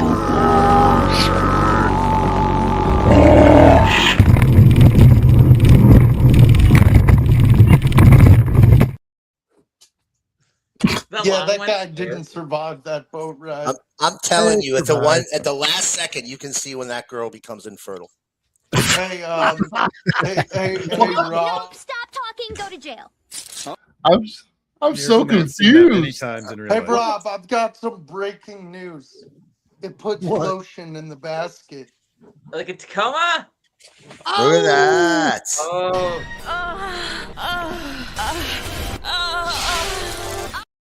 Where's Wheezy? I wasn't even sure if I had Movie noises. signature on here, but I'm like, I think I do, and I do. So there we go. Nice. So breaking news, it does put lotion in the basket. And in a top loader? Oh, shut up. Fancy. It's a wall book, so all my wall books lean. I don't know how well you can see behind me. All of those are like on an angle, leaning towards the wall. So I don't like to do that with just a bag and board. So yeah, if they're on the wall, they're in a top loader. Nice. That's all I have. I haven't been able to shop. I feel like a bad comic book fan. No, you're Don't feel not. bad. I haven't been going to comic shops either. I've been ordering a couple things here and there offline. Although there is one thing that I did want to present that I forgot about earlier. So I know that Kevin has sent me some stuff. It'll probably get here tomorrow. But last night when he was showing that in our group chat, I spent a good portion of last night doing some stuff. I didn't send you anything. Oh, Kevin. Explain Ah. that, Kevin. Explain that, Kevin. And that. Oh. Oh. The best of us. I swear if I get something, I'm going to lose it because I don't deserve it. Tacoma's is in the living room because it's in an actual box. Cliff. Oh my gosh! Wow. I've never gotten an my titties AOK are warm before. again. I'm Oh excited. my goodness! What the hell, bro? And It's kind of Wait, let me get the sign up. Miracle Man. Aw, look at this son of a bitch. I need to get them into some help me, actual Bruce. packaging. Cliff scared Because me. the way that Economics and Comics Billy ships things, I love how he does it. So I'm going to be doing it the same way because a lot of this stuff, some of these books are like $100 a piece. So, Christ. Rob, What? this is kind of like giving people birthday gifts on your birthday. It's I a don't think dick you're in the supposed to do it this way. box. So Rob, those boxes that you like, are available from BCW. You could probably get a discount there if you knew the right person. I can, but at this point, I get so many of these boxes here that as long as they keep coming in weekly, I'm never going to run out.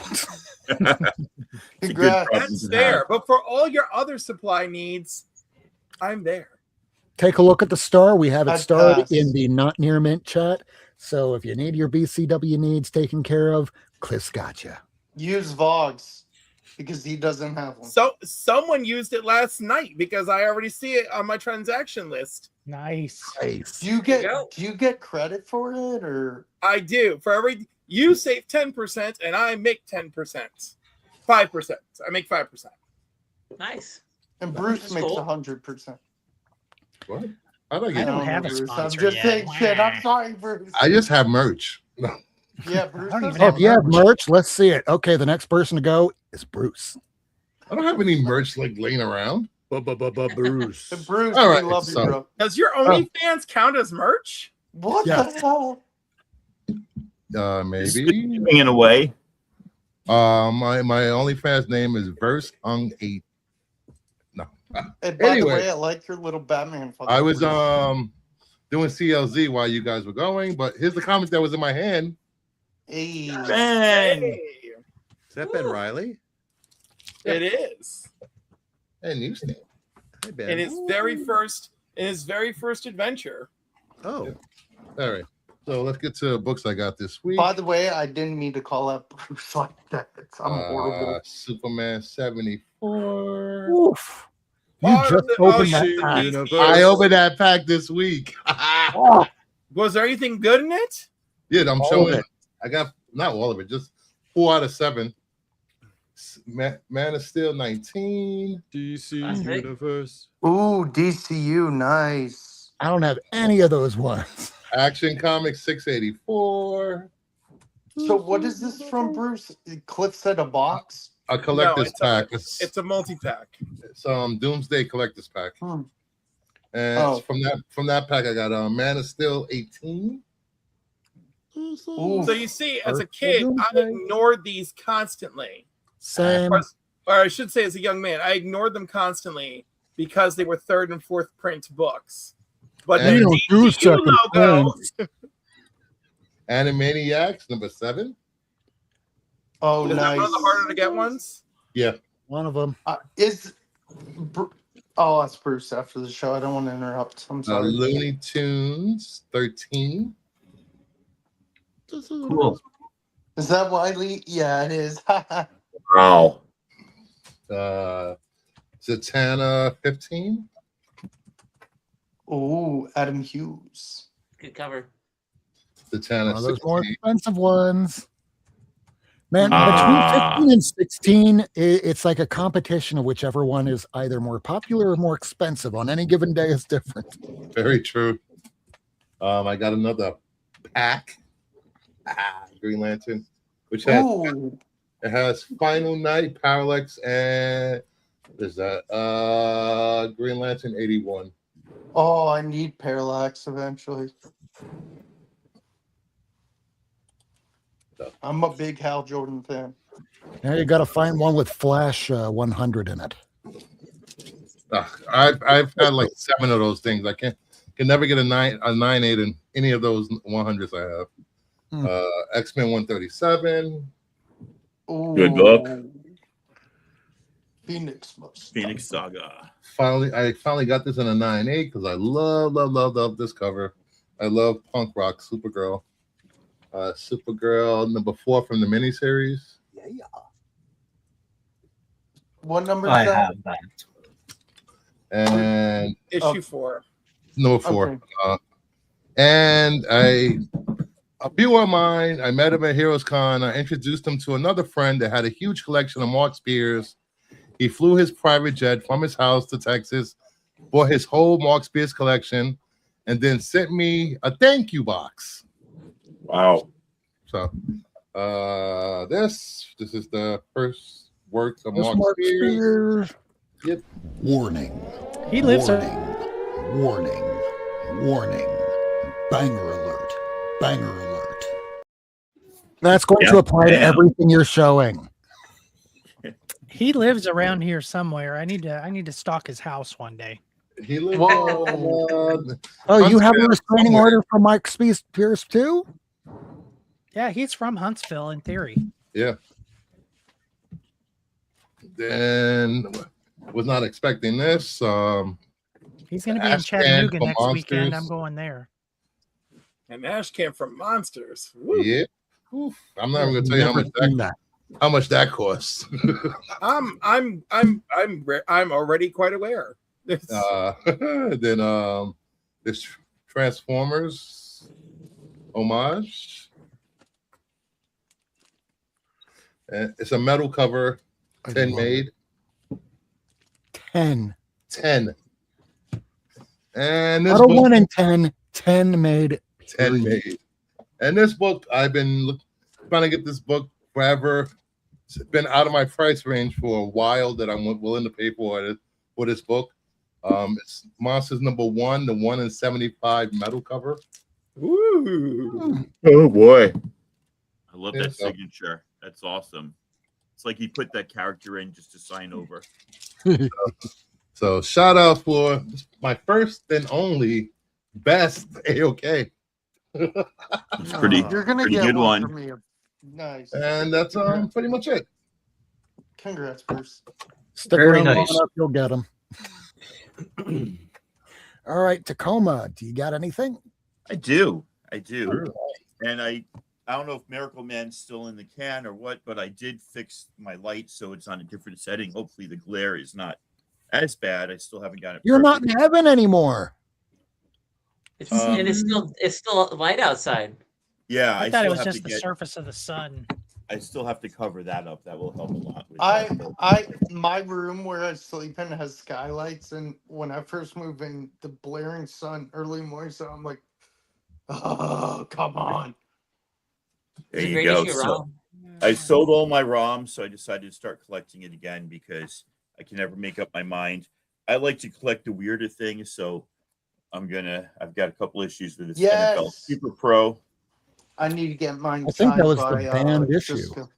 No, I think that's issue 6. This is issue 2. Yeah. Went for This is making cool. fun of They had a Indians. bunch of these at half price. These like reprints that went with the toys, but they were all beat up except for this one. So I'll go back tomorrow. Hopefully they'll have some more. Hit a bunch of Conan, late issue Conan. Ooh, beautiful 200 and cover. above. Yeah, nothing major. I like this cover. No major artists or like key issues. Conan, I think, ended at 275. The latest one I got was 265. I did get that ROM issue. If the ROM issue that he showed is the ROM issue that you're talking about, was 263. And another good one, if you like those bondage covers, 265. Death of a Dynasty. So I got this one just on a whim because, like, I've always thought about collecting these since I've gotten a number of them at the shows. But I saw that this had the Invincible character on it. So I'm like, oh, I wonder if maybe this is like an early appearance of Invincible. This is a 2012 Emerald City Comic-Con guide. Invincible's been around since 2002, which like blows my mind. I had no idea the property was that old. I'd only come into my consciousness within the last 5 years, maybe. So I thought that was pretty cool. Just because it's good condition, I grabbed some Silver Age Archie's joke book. Nice.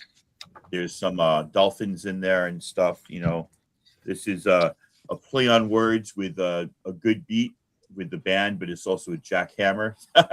You get it? Like, da da da da da. Oh, I like this beat. Okay. Civil War. This is. Like, oh. I don't know if this is Civil War Unmasked or Civil War Choosing Sides. It's not the same barcode as the other Civil Wars, but I saw that 8, so I figured maybe it was a ratio variant. I just picked it up. I like the Inhumans. It was a cool cover. This next one I got for Kevin, if he doesn't have it and if he collects it. I don't know if you're a Billy the Kid fan. This is issue 74. We don't know. That's great. I don't No, have know it. I he don't have collects a much Westerns. I Charlton didn't- Western. I didn't know if this was one of the Westerns he collected. So let me know if you need 74. It's in decent condition. I think it would pass your test. These next two I got for this guy named Michael. Richie Rich Success. Ooh. If you believe Key Collector, these are like $50 books in top condition. I'm like, no, I don't think so. But and this is Richie Rich Bank Book issue 2, going all the way back to like 1974 or something. There is a whole ton of different Richie Rich books. There's been like 12 different like series of Richie Rich. It's pretty crazy. More like 20. It's ridiculous. Yeah. Yes. And I only just found out that this handsome motherfucker wound up writing a couple of them, and I gotta find them now. I know. Good luck with that. Print run's very low. Very low. Wait. Writing in or writing them? He wrote them. He Wrote kept this the secret issue. from us all this You time. wrote issues of Richie Rich? Yes. I And have. that's Canadian up there? You kept this from him? I don't even tell have me. any originals of them. Oh, I wrote a couple of issues of Shrek too. So yeah, believe it or not. Oh my God, you hot bitch. I can't believe this. I'm going to send you my damn script. Don't let me forget. Everyone else I sent it to, the only one who actually read it and wrote back to me was John's Comics for Kids. Everyone else I sent it to has never freaking looked at it. But I'm sending it to you, Kevin. I'm going to harass you. I want Yes. details and fixes. If you type my name in comics, you'll see I have a few writing credits. It's weird. I don't care about that anymore. You have Whoa, writing whoa, credits. whoa. Now I want to use you. This is one of those things I did not know prior to asking Kevin to come on this show. We don't Wow. Google each other here. That's not cool. Yeah, please don't Google me. Don't Google Don't, us. don't Google me. No. So I did one of those mystery packs that one like used toy store in my town does. So all these next books I got in a pack for $15. Got that, which I think I need, the Wizard version of 320. Got the gatefold version. Oh. I didn't look to see if that was the newsstand. That's the second time we've seen that tonight. And it's not a newsstand, but it's still pretty cool because if you're not familiar, this is the one that has all the covers on. Yeah, pretty cool. Some of us From 1991, right? yeah, some of us feel like this destroyed the X-Men that we loved in the 80s, but when I did. talk to younger people, they think that's sacrilege for me to say, so I don't know. They're wrong. I also, I also think that the prequel trilogies destroyed Star Wars. What do I know? X-Men Messiah Complex Chapter 1, and this is a variant edition. Nice. Ooh, that you know what that looks That's like cool. is Bill Sienkiewicz a little bit. I don't think so. I think it's Silvestri. Yeah, Silvestri and somebody Weems. Chapter, what is it? Chapter 5 in the Messiah Complex. So these are just random. Perseverance of Hope. That's a bigger book. Chapter 6. Yep. Oh. And chapter 9. So whenever I get stuff from this guy and he's got the mystery packs, it's usually like a broken up run, right? So chapter 1, 5, 6, 9, 10. Nice artwork on these though.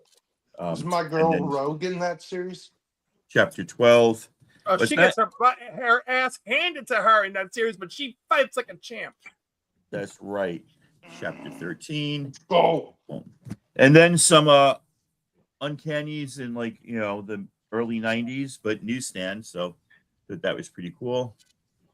This is when newsstands were about 25% of the overall print run. I'm just still trying to recollect all of the Chris Claremont X-Men. So this is nice to pick these up and get a little start on that. And then somebody showed this before. Hey, there And it is. I was thinking about doing a 250, but I'm like, this might be the only issue 250 I have of any run. So I only went with that one. And then Good issue. finally, there was a little Archangel cover here. And that's all I've picked up. I've been busy this week. Been doing a little bit of schoolwork. That's still a lot. Sacre bleu. Still a lot, but not as much as I'd like. I like, here's the thing. you find a gem or like a stealth buy like one day, and you just think that like you're going to go back to half price every week after that and find a stealth buy that's worth a couple $100 for like $2. Doesn't work out that way, but once you've done it once, you think you've got some sort of like magic that you know where to go and you know what to do, and not that you were just lucky. So yeah. More than 2 months, huh, Ben? Vincent, that's not including any of like the the stuff on my pull, the modern stuff. Is I get a lot of that too. Oh no, wait a second. I got something amazing. I totally forgot. Beep boop boop boop beep. As he's looking for it, I just want to remind everybody, as someone who lives in the area that Tacoma does, it blows me away that he finds comic books where he finds them, because all of those locations near me are freaking garbage. Have you guys met up before for comic hunting? Not yet. We will at some point. So this is the gallery edition of Hidden Years. I'm now a sucker for these Wendy Pini art books. I'm going to start getting way more of them than I want or deserve or need. I had to sell a bunch of books last Sunday to fund this one. Hey, you should have them sign that at ECCC this coming year. Are they going to be at ECC? They usually are. They're pretty. You've got a fancy signed hardcover now. Come on now. Yeah. I've got a few things. I mean, I've got all the #1s signed by them and stuff, but it's just, oh my God, it's heavy and big and amazing and glorious and wonderful. There's Kavi.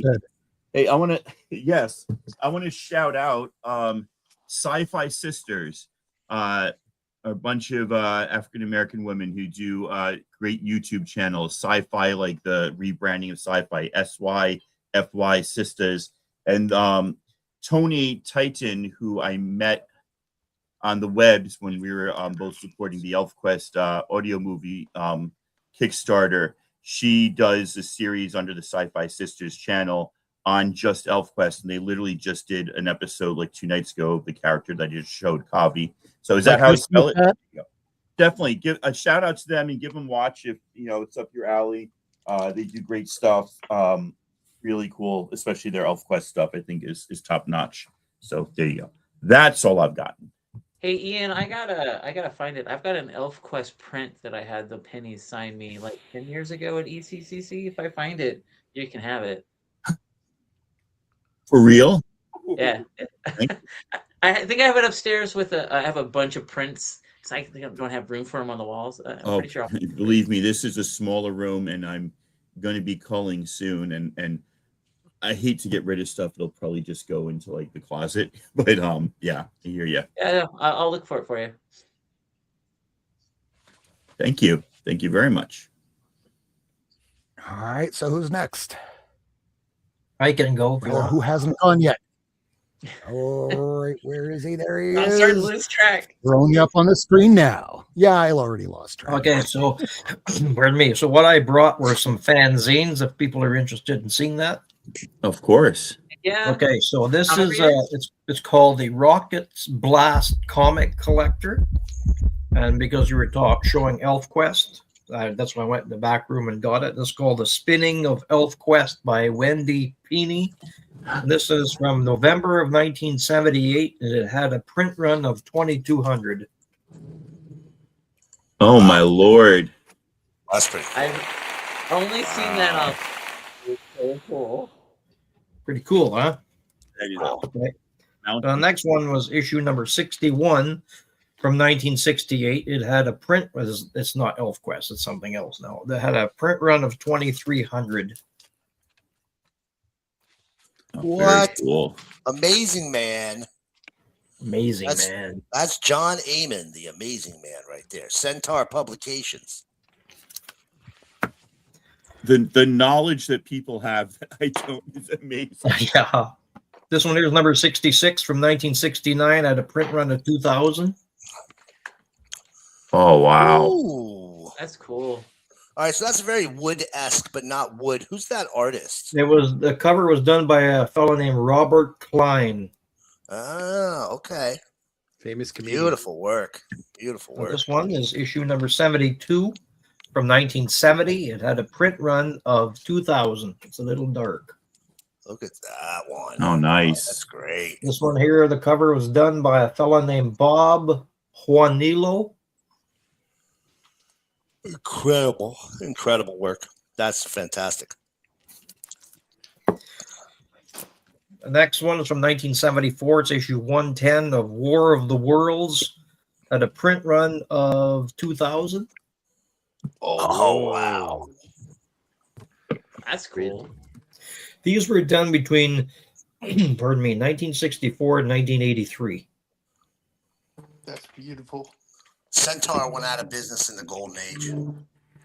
The next one is an Outer Limits Horror. It's number 111 from 1975. Had a print run of 2000. Holy shit. You know, this that doesn't one- even look like a comic. That looks just like some original art. The cover was done by a fellow named John Adkins Richardson. We saw what Nice. his influence was. Yeah. The next one is number 125 from 1976. It had a print run of 1500. Oh wow. Who did that cover? I couldn't. It says uncredited. It looks like a Name- Wrightson. There's a name underneath the figure in the front. It looks like Wrightson. Yes, it is. That's a- Wrightson, 1973. Bernie Wrightson, yeah. Good Yeah. call. Wow. Definitely Wrightson. That's great. That's incredible. Then I have issue 128 from 1976. Had a print run of 1700. Whoa. That's beautiful. I'm saving the banger alert for the end. It'll apply to everything. Hey, Lyle, just asking, are you a fan of the artist known as Mobius? Yes. I am too. This is the other RBC one, issue 132 from 1976. The cover was done by Mike Zeck and had a print run of 1800. Dude, Ah. Zach Oh, is so that's great. Nice. I think my favorite Zach work is his Punisher run is so good. The next one is from 1979, issue 148. Had a print run of 2800, and the cover art was done by Don Rosa. The guy who Oh. did Ducks. Yep. Nice. Very cool. And the last one for tonight, because there's still got stacks of them, is from 1979, issue 150. Had a print run of 3300.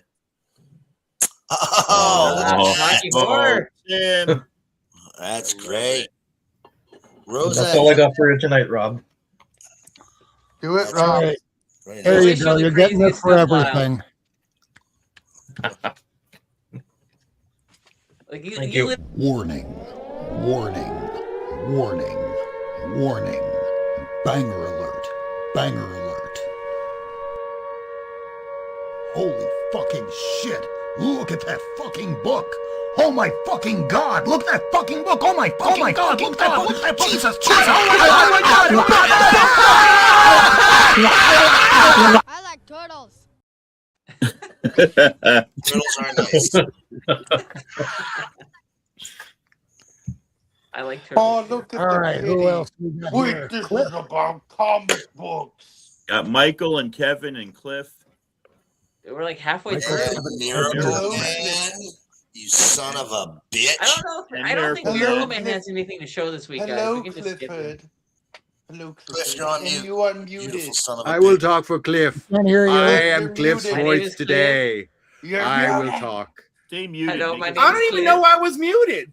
Because you Really love said some me. really Yeah, I was insightful gonna say, things did in the someone last mute 10 me minutes. thinking that was the noise? I don't know. No, Hello, because my name you is love Cliff. me.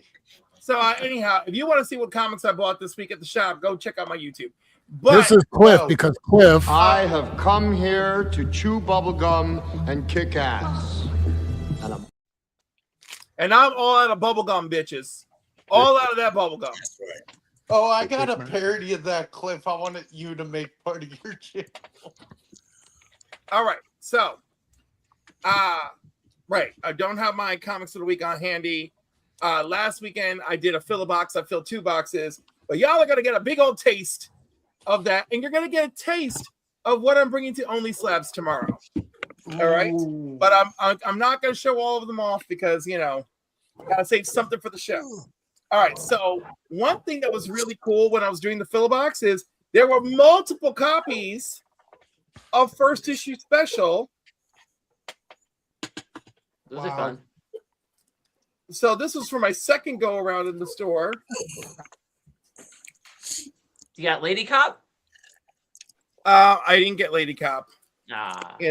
I got this Tales of G.I. Joe first Springfield reprint. Ooh, that's hot now. Because it is hot now. So I was like, oh, look, first reprint. All right.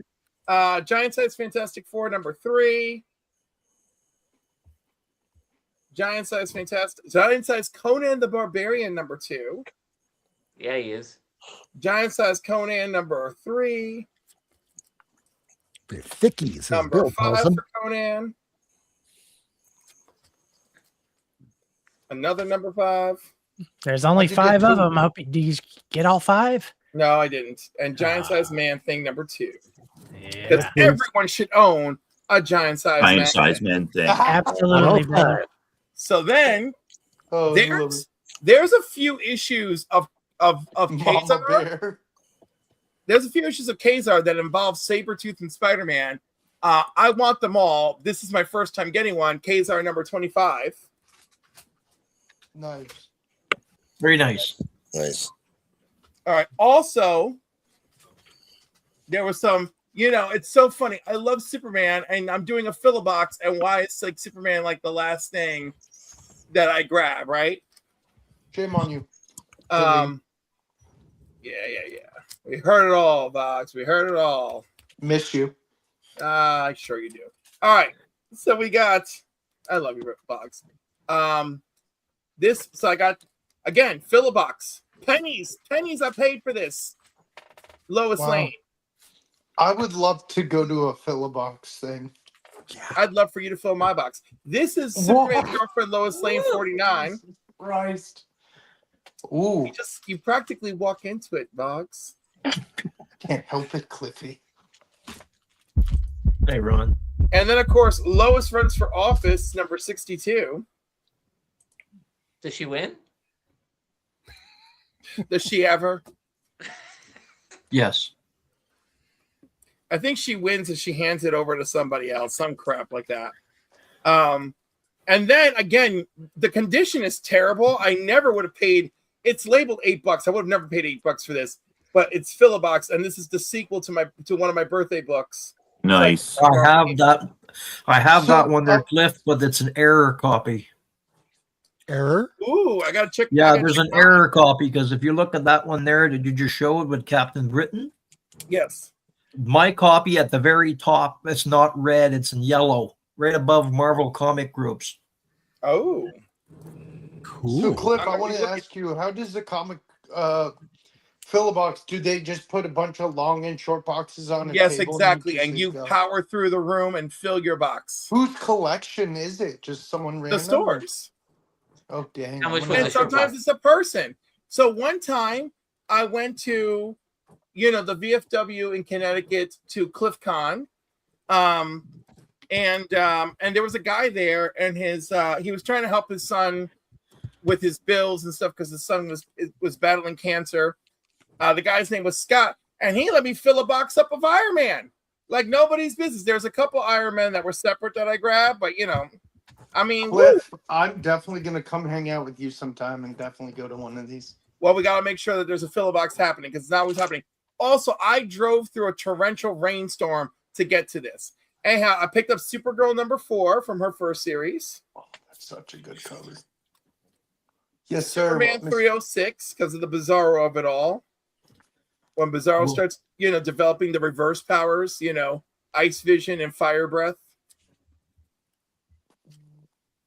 And then, and this is a good one, all right? Superman 149. Oh, nice. I believe it's among the first 20-something appearances of the Legion. They're in it very briefly. It's an imaginary. Lex is turning good. They give him a citadel on the moon. He's curing diseases, cancer, everything. He's like, come to my moon citadel. and find out what it's all about. And then when they get there, they're like, Superman, should we trust him? But look at all the good he's done. No, he did it all for his chance to kill Superman. Yeah, it's kind of like a van driving up to a bunch of kids and saying, "Come on, get in, kids. We're going to the comic shop." That's Lex saying, "Come to the moon, kids." Right, but that's but after all the healing, you know, like it was crazy. I do like that it's in pretty decent shape. Oh, I got jewels. You know, that's very helpful. And then of course, you know, the Superman of it all. But I do think they loosely used. Yeah, by the way, this is the 8th appearance of the Legion of Superheroes. The dude who backed this actually knew. Good job. So now I'm so close to their first 10 appearances. I can almost taste it under my tears. Ron's asking, how much was the box again? $100. Nice. And because I brought my own box, right? Wait, it gets better. This box I'm digging in was only $75. If you did not bring a box, you paid $115.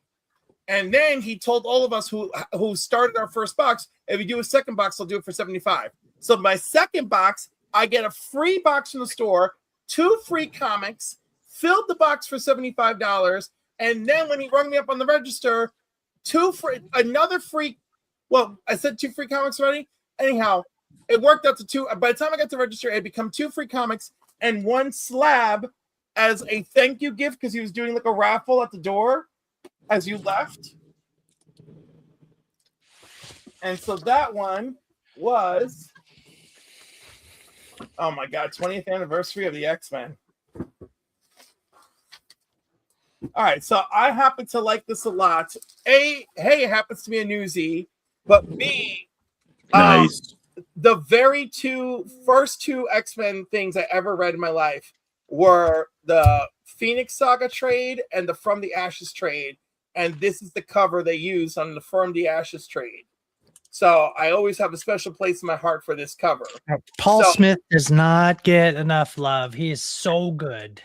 He did not. Absolutely. And it's fun. So yeah, this I thought I was actually a little bit emotional with this. This was all at Best Comics International.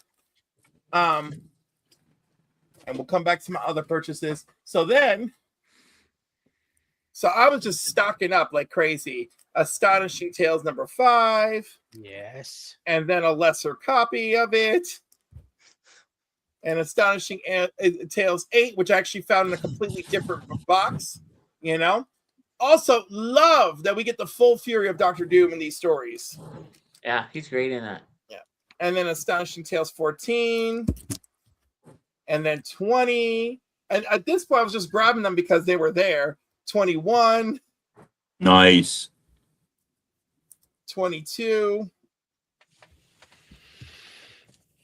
28.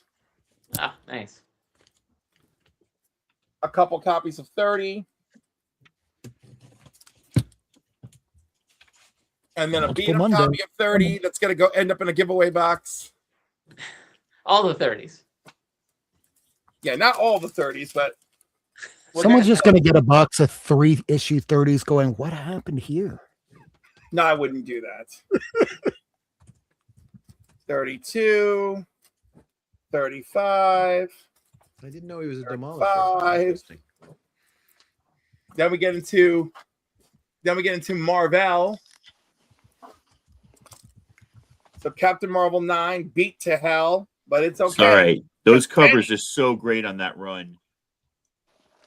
17, 19. Beautiful issue 23. Look at that. That's pretty. I mean, the spine ain't great, but I love it. 24.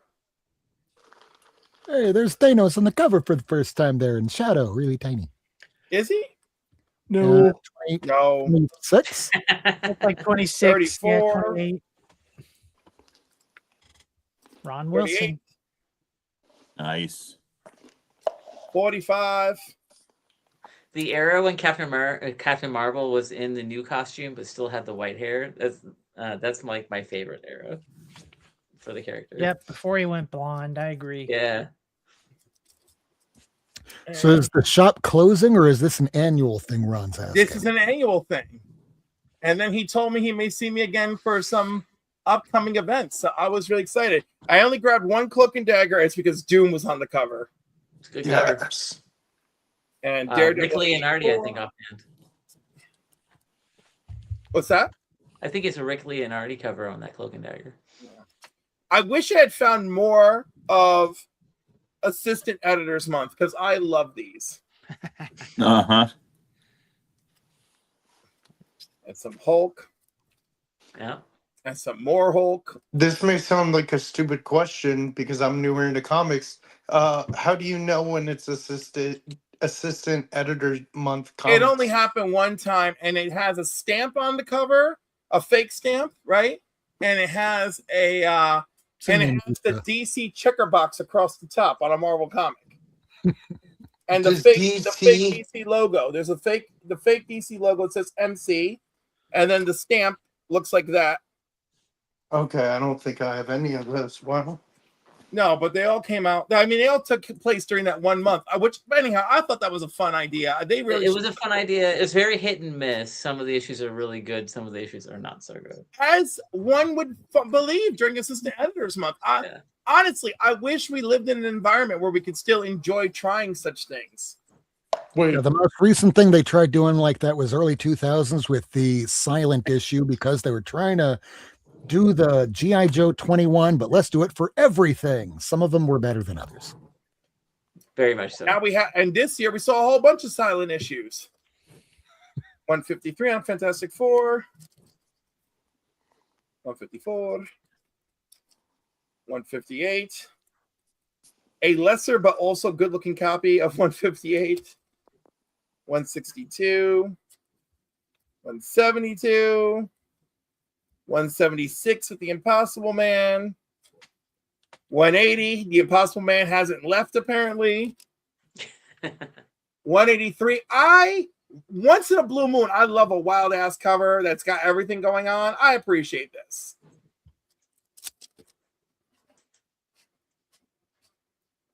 All right. 215 with Blaster. 216 with that dude. Yeah, that guy. That guy.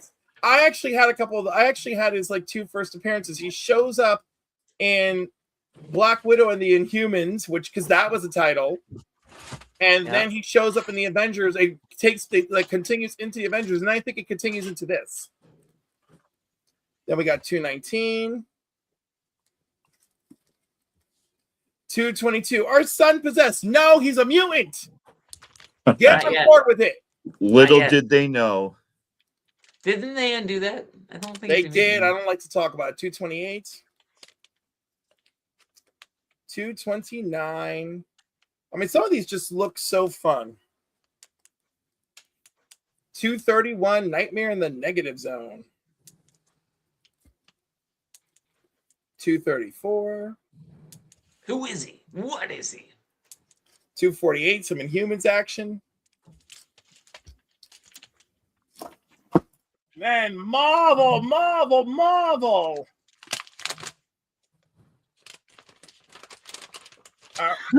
Mama Bear.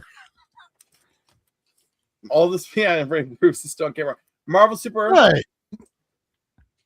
I'm still here. Super Action number 2. He's not enough, though. He's falling asleep. Number 3. No, that's me. I'm old. Number 3. How many number 3s are going to show? Number 3. Number 3. Number 4, does number 4 actually contain an original story? I think like this. I know Where's his pants? This is a little bit special, probably because of the pants. Marvel's Greatest Comics 40. Marvel Spectacular 16. Marvel Superheroes 39. 33. I like that cover. 55. And of course, these are all reprinting Hulk and Submariner Adventures from their old title. 61. 82, because he's on television. 92, which I think is the reprint of the introduction of Doc Samson. All right. Marvel Super Action 34 with the Avengers. And number 7 with Captain America. And number 20 with Yellow Jacket. A beat up number 5 with Captain America. Number 37 with the Avengers. And why do I think this is the last issue? But I suspect this is the last issue. Marvel 2-in-1 number 4. 2-in-1 number 16. Marvel Spotlight Captain Marvel number 4. And then, because I love the Guardians of the Galaxy, Marvel presents 5, 6, 10. Yeah, baby. 10 again. Issue 12. Man-Thing number 6. Man-Thing number 9. And now some DC.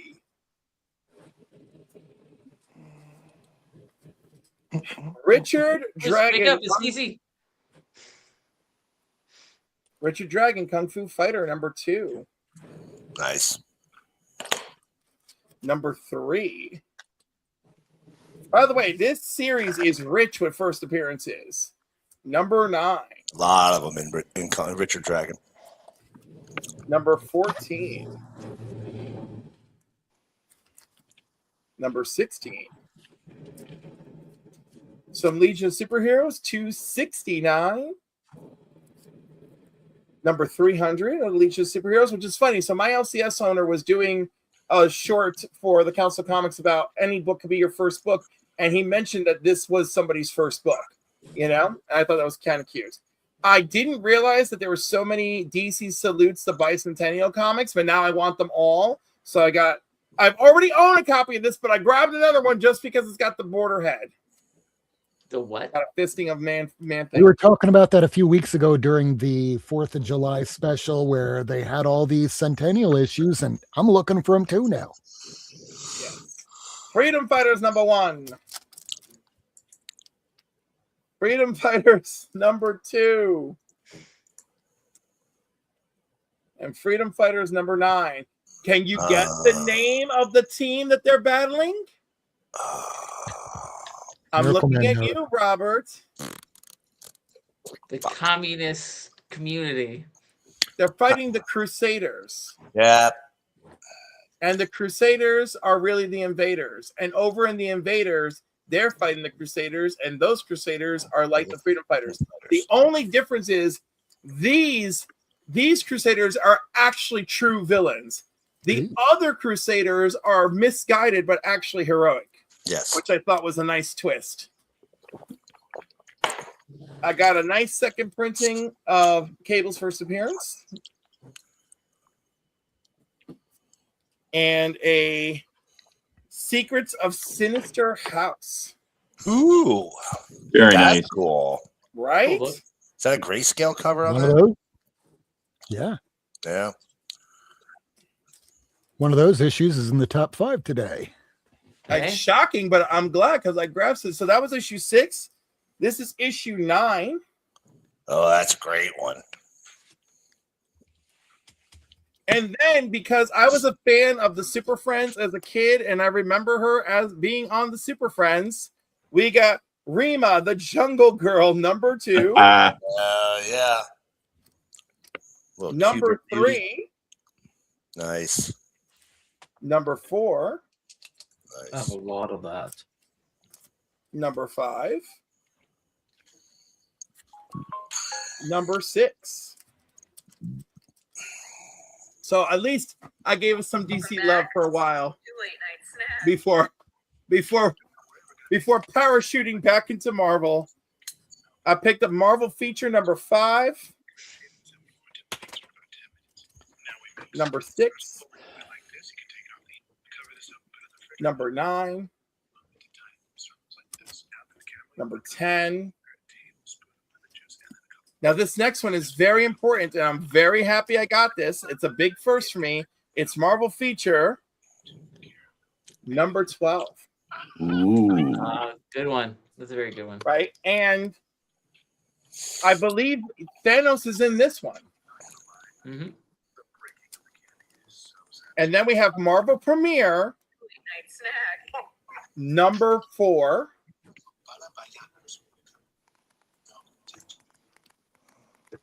Number 17, a really nice copy. 17 in a beat up copy.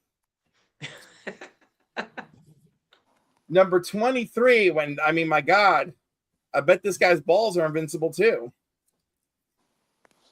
Number 24 with the Monstroid.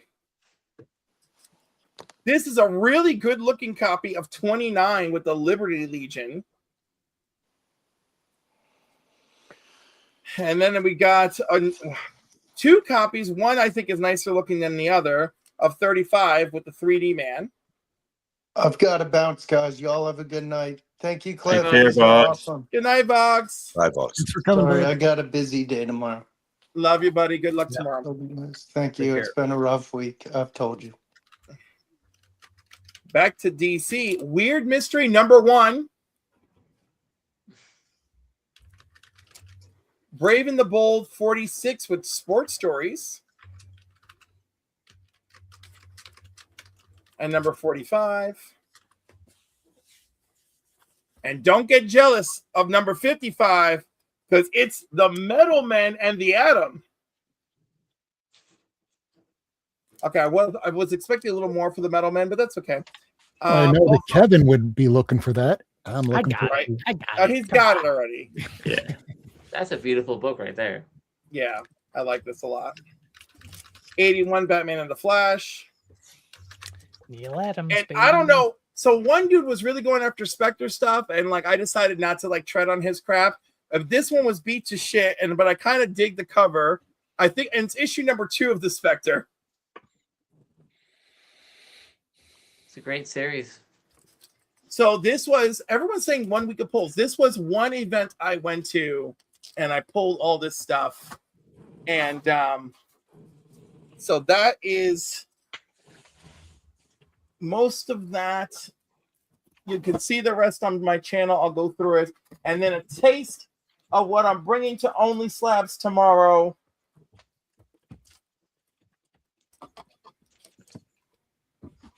I'm going back to 1947 with the first appearance of Mr. Atom, the first robotic creature that had sentience and that became a bigger threat to every time he showed up. Before Ultron, before Amazo, it was Mr. Atom.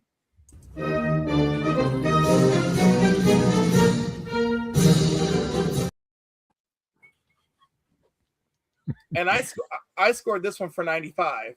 And I'm more proud of the other 2 that you can see tomorrow. And excellent. God, there's so many. Every time I look at the private chat, there's just a billion things going on. I and just get nervous. I just saw that. I was like, wait, I missed 14 messages. What's going I was like, on? because then I'm like, oh no, am I doing something wrong and I haven't looked over yet? No, you're doing a good job. All right. And with that, I have concluded. And obviously, you guys blow me out of the water. This time I had to blow you out of the water with Bulk. And of course, a little bit of Captain Marvel Adventures. All right, who's left to go? We got Miracle Man? We got Michael the North. We got Kevin. We got Miracle Man, who I think Jesus Christ, how's that many of us not gone yet? Fuck's sakes. Yeah, in It's fact, a happy day. It's a happy, busy day. It's a busy, happy day. let me at least just say this because, we are going to be getting to the top 5, but it's also 11:10 p.m. Do you know where your children are at? And if they're watching the show, I'm sorry because it's late and we are still going to be getting to this. But next, we're going to be going with, let's see, Doc. Kevin. Oh, I was right. I'll be quick. I don't have 400 books like Cliff. Sorry. It was only 126. Only. Green Lantern 32. Oh my God, I love it. Wow. It's partly racist. Beautiful. I've never seen that cover before. It's a pretty racist cover, yeah, but Metal Man number 11. Woo! Wow. And I have to share a story. So I thought I had all the Sergeant Furies that I wanted, and for some reason I thought that after issue 92, they were all reprints after that. But I just recently discovered that up until about issue 120, it was alternating reprint, new, reprint, new, reprint, new. So I got excited because I haven't bought any Marvel books in a while, and I got some Sergeant Furies. I got number 97. Nice. I don't really care about the reprints, but the originals, of course, I want. So these are all It's a good original cover. stories. Yeah. Any of those portrait covers are fantastic. 98, yep. Picture frame covers, I like to call them. Nice. 112. Very muscular. In Florida. Here's 117. So there's about 15 of those or so. These or so that I'm trying to get. I think I've got 7 so far. So I'm working on them. 118. These are all the new stories. Oh, they're fighting Nazis again. They are. And then the last one is 119. That's it. That's it. That's it. Light Final week for me this cover. week. Still pretty Michael damn Leonard. awesome. Michael. Hopefully first next I'll do week, the- Michael, you will have a swath of Richie Rich. A swath. So many Richie Rich. So first I'll do the 250s that I have in my collection. World's Finest 250. Hey. Justice League 250, the return of the old team because Vibe didn't have the vibe. And Fantastic Four 250. I was really worried Cliff was getting close. He was getting 247, 248. but And then you he know what's swooped out. funny is like I do own that somewhere. I also own that one. I own that one too. I mean, I'll take your word for it, but until I see it, I guess. I don't know. No, Don't I worry, don't he doesn't have a that kind backing of mobility. cord. I don't have that kind of mobility. I found this in my cat's kitty litter. Everybody Holy has it. Oh, moly! What? Nice. But I got a collection of Brave and Bold. Some Oh, that I know that one. I know that one. Great in pink cover Apollo. for Spy Vinyl. Rose and the Thorn, but I think they're the same people, really, guys. I don't know. Is that a triple team up? No, because let's be honest, Rose is basically useless. Thorn is the one who has to do all the work. Kind of like Hawk and Dove. Is this Lyle? I that's don't know. neat. Could be. Could it be Lyle? I don't know. Could be. What's that? This guy? I had it on mute. Is that you? Is that you? Could be. This is the death of Adam Strange. He never came back. It's his last appearance, obviously. Rest in peace. Oh, he's awake. And he's dead. Neil. And he's awake. Okay. He basically, it's just like the death of Superman there, you know? Yeah. Batman with the Joker. This is a Ooh. rare. This print limited to a print run of 200,000. So if you guys got this, Wow, that's less than absolute Batman. this I'm probably looks like going a to be job getting World for Finest from Bill. Oh my Metz. god, I love this one. I love this one. Like Super- Superman and Superboy get time displaced, so Superboy teams up with Batman, and then of course, you know, the Wow. time displacement ends. then just goes away. And then Batman teams up with Death. What? No, he teams up with Nemesis. Oh, and no. I know who this is now. Vincent's dog. Oh. I believe that's actually the last time you see Nemesis until he returns in the Suicide Squad with John Ostrander.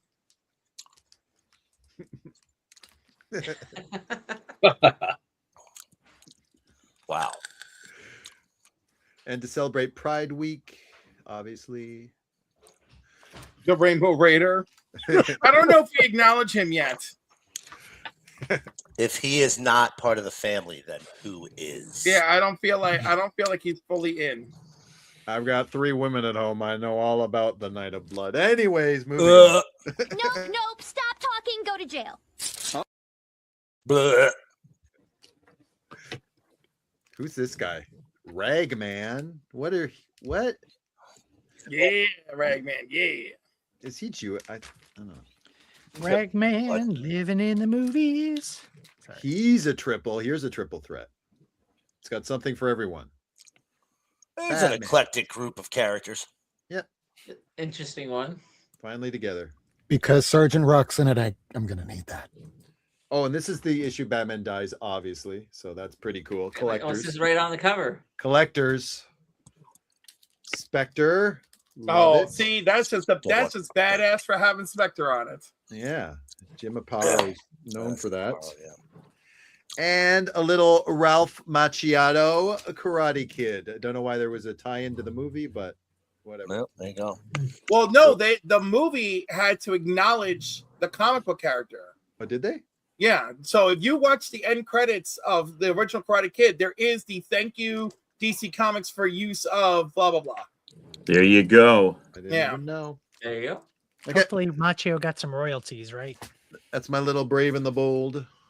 Oh no. No, the editor didn't get nothing other than pissed off at the whole naming thing.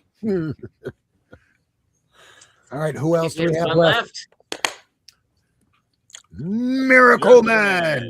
All right, I'm gonna go really fast. I had a whole lot here. I didn't pull any 250s, but I did get some good stuff. And in honor of our very good friend, Mr. Worst of the Mints, I'm going to start off. Moving my camera. I'm going to start off with some war books. First up, we have from Tower Action Comics, Fight the Enemy. Ooh. Got it. Very cool. That's Very vague. cool. I Your feel face that is at my big. core. From Dell, we have a 12 center combat. Got it. Look at that. Do you have it? Do you really? Yes, sir. I got both of them. This one was a sub. You can see that Both sub of them. right down the middle there. That's funny. I should have known of all the people. Here's just a pretty common GI Combat. There we go. Oh yeah, I Had have one of quite a few of those. those. Yes. Got myself a nice little run of Weird War Tales here. Always Nice. looking to fill these out. Weird War Tales was my war book as a kid. I loved Weird War Tales. GI Robot, Creature Commandos. These are just a lot of fun, man. These are just a Very nice. ton of fun. Always good when I can find a nice I little always pile. buy them when I see them. Hell yeah. Gotta find them. Some horror books. What? And then check this one out. This one was a little special. DC special number 26. Look at that one. Hey, Enemy Ace. Oh That's- yes. Yeah. I think that's like a $40 book, high grade. Yeah, I'm gonna need that too. Now we're gonna do a couple of we're gonna keep it old. We're gonna keep it old, but we're gonna switch gears here. We're not gonna do war or whore, as Vincent likes to call them. We're gonna do some Gold Key.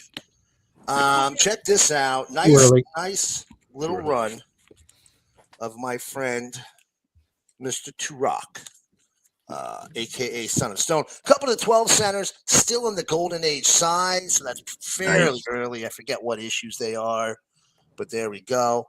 And then a rare line art cover. Wow. Look at that. That is rare. Herculoids. Not common. And I got a nice little pile here. I don't know if you guys noticed this, but a lot of times what happens is Turok, he gets into trouble with the dinosaurs. Mm-hmm. Seriously. It's a common. As one does on a Tuesday. Right. And then he realizes his dad is a rock. Right. And then, like, he fires arrows at a dinosaur who has rocks. In it, right? So that doesn't help him. There's some more of the dinosaur. The honker falls in Wait. the hole with him. Were humans alive when dinosaurs were alive? Clearly. It's Absolutely. in a comic book. Have you not watched Then the we movie? have two others. I'm getting real close on finishing this. We have a Mighty Samson here. Got it. A little bit later in the run. Gotta love those Mighty Samsons, right, Lloyd? Then we got a Magnus Robot Fighter. This is the second to last issue, but I think this is a reprint. I already had the last. Yeah, most of them are reprints. Most of them are reprints. I already had the last original story issue, which was the issue before this one, I believe. Oh. Next, I'm going to do the same, Vincent. That makes sense. Next up, we got a couple of just a little bit of the oddballs here. We got a Megaton Man number 5. Mm-hmm. Nice. That original kitchen sink run is really kind of a very mature story. If you've never read it, I really recommend it. It's great. It's fantastic. Don Simpson, top of his game there. Next, we got a couple of Adam Hughes covers. I bet most of you don't have a Nexus, the Liberator number 1. I Oh, don't have wow. that. And a Nexus the Liberator #2. That's much more the Adam Hughes style. I don't have it. Come to know and love those. Now I found these. Lady F showed one. I think it was Lady F showed one just recently.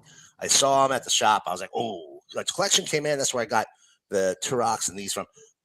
Jerry Lewis, Adventures of Jerry Lewis #105, featuring a crossover with Superman. This is a Bob Oxner cover, but they brought in Wayne Boring to draw Superman.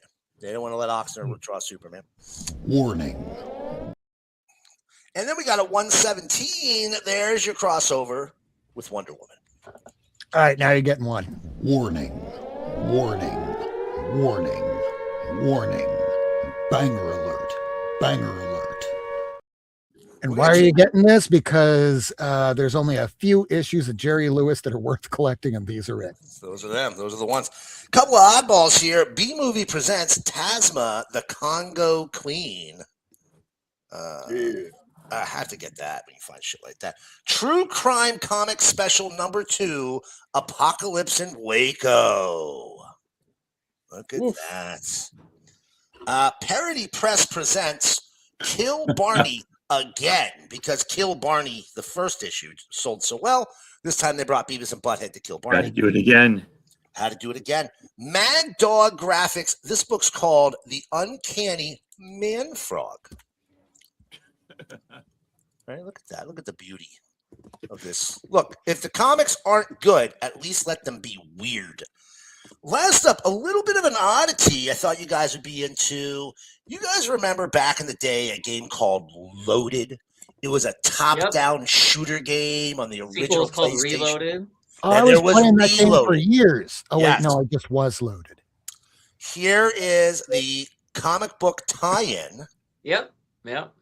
Written by. Oh, yeah. Look at that. Hey, I need that. It's Garth Ennis. Right? It's basically just a text piece, but it's still cool. You know, comic tie-ins to video game launches were not super common back then. So that's a pretty cool little one. It's only like an 8-pager. It's not very long. Then a couple of I found this. It was only like $3. I already had a copy, but mine had a stain on the cover. So we got a little King Kong right there. I still need one of them. More like King Kong. Dave Stevens cover. I also got this one right here. Who has this book? Dark Horse Presents 100. This is the Frank Miller. Yeah, I have that. Yeah. Hey. Yeah, I have that. You know why you got Aren't one? there like guys? 4 covers to that? 5. There's 5 covers. This is why you want this on the back. Dave Stevens back cover.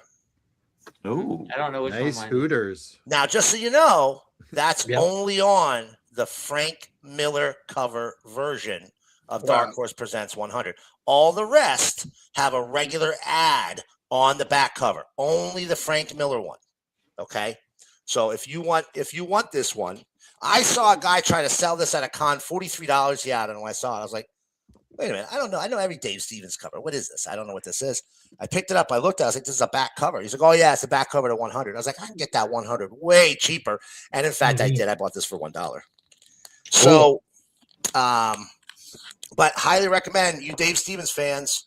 If you still want to, if you're still trying to flesh it out next week. Yeah, get them out there. Now, we're going to do just real quick. We're going to go through some. I just got these. So not long ago. If you want to go to my camera, look. We have some. Oh, there you go. Look at this. Not boarded. This fucking psychopath. Not boarded. Get him off this fucking show. This is why I don't mind making fun of his dog. We're gonna have some. Do not make fun of that puppy. You only That keep puppy me has on my nothing dog. to do I with get it. We're gonna do some ladies' books, and we're gonna go from good girl to naughtier girl. First up, a Katie Keene special, number 27. Always got to grab those. Yeah. Then a Betty and Me number 40. Now, if you don't have this issue, if you're not an Archie fan, well, if you are an Archie fan, you want this issue, and I'll tell you why. There is a scene where there's a story where Archie and Betty are going on a little trip together, and the car goes into the lake, and they have to walk to a hotel, and it's really cold, and they get a motel room, and they're in the motel room, and the very next one of the panels is just Archie looking at Betty going, "Take your clothes off, Betty," and Betty looking shocked. So, as always, a little innuendo. John Carter, Warlord of Mars. I think this was volume 2. J. Scott Campbell cover. Here's from Awesome. I got a couple of these. I don't know why I didn't show these off yet. Here's Menace which was Jada Pinkett Smith. Jada Pinkett Smith. Yeah. There's number 1. Here is the Comic-Con preview 98. Here's the number 0. I have that. Looks much more like her. Check this out. I got this at a con recently. Zenoscope was there. This was a Kickstarter exclusive cover of Zenoscope Girl. Those are some very perky, bizarre. Gravity defying. Josie Anniversary Spectacular 2025. Holly G cover, autographed by Holly G. Holly G is the life mate of Jim Fallon. Vampirella Fairy Tales number 5, a beautiful black and white variant cover there. Again, we're getting a little racier as we go. Vengeance of Vampirella number 9 from Harris. Almost finished my original Vengeance of Vampirella. Real close, a couple issues away. So I have the French version of that one. Ooh, do you really? Ooh. Vampirella. Landra Special. This was I think this was published by like Apocalypse Comics or something. I never heard of the publisher. I forget who it was, but I had to grab it. I mean, just look at that cover. It's not sexual at all. There's no booby. This is like as sexual as it gets right here. This is a little more sexual. Sheena, Queen of the Jungle number 0. Fuck. Look at the size of the fun bags on that hose hound right there. I mean, come on now. Now, I noticed my man Cliff was not paying. He was like, "Oh, fun bags, I'm good." Mile High Comics. Now, look, I don't buy from Mile High typically. I'm gonna tell you why. They are insanely overpriced, and their website looks like it was pre-GeoCities, right? It is the jankiest, shittiest site. However, right before 4th of July, they ran a 75% off back issue sale. Oh, they got you. So that might get them to about at 75% off. They were the price they should be. And I've been trying to finish these off, and they had them. A whole crap ton of the Betty Page photo covers, and not just the regular covers, but also the 1 in 25s or 1 in 10s, whatever these happen to be, without the virgin variants. So I grabbed a nice big pile of the beautiful Betty Page covers here, all photo covers. And again, because they were 75% off, they were actually, the price they should be. But, these virgin variants, real tough to come by, man.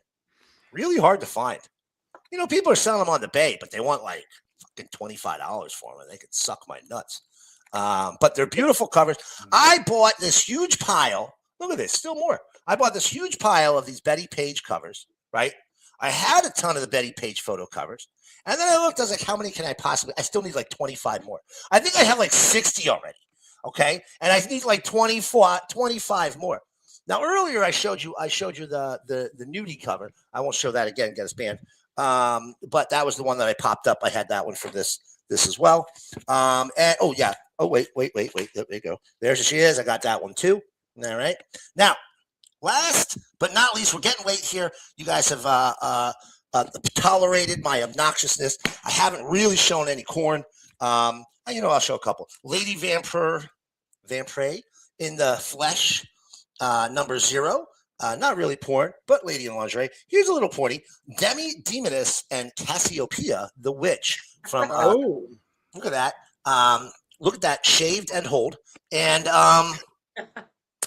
it's. I love Demi the Demoness. She's actually really fun. Steve Crompton, like probably his most famous creation is Demi the Demoness. I have the hardcover that collects everything, but I had to get these as well. I actually have a line on Steve Crompton and getting some more of his Carnal books. Last but not least, I showed this to anybody who's still watching the show or watches this later. I showed this to the gang right before we went live, so I'm going to show it to all of you now. This is my latest Golden Age pickup. I know I showed a couple of books recently that were some Jack Kirby covers, some Matt Baker artwork, some Joe Simon work. This is the first superhero Jack Kirby, Joe Simon book in my collection from the Golden Age, March 1945, DC Comics, Star Spangled Comics number 42.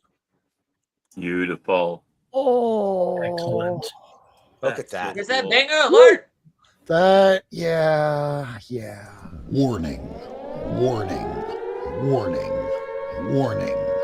Banger alert. Holy fucking shit. Look at that fucking book. Oh my fucking God. Look at that fucking book. Oh my God. Look at that book. Jesus. Oh my God. I like turtles. Here's the thing. I think it's real obvious who the Guardian was meant to be. He was DC's version of Captain America. Instead of having one kid sidekick, he had a whole bunch of them in the Newsboy Legion. Cannon fodder. I mean, right? kid.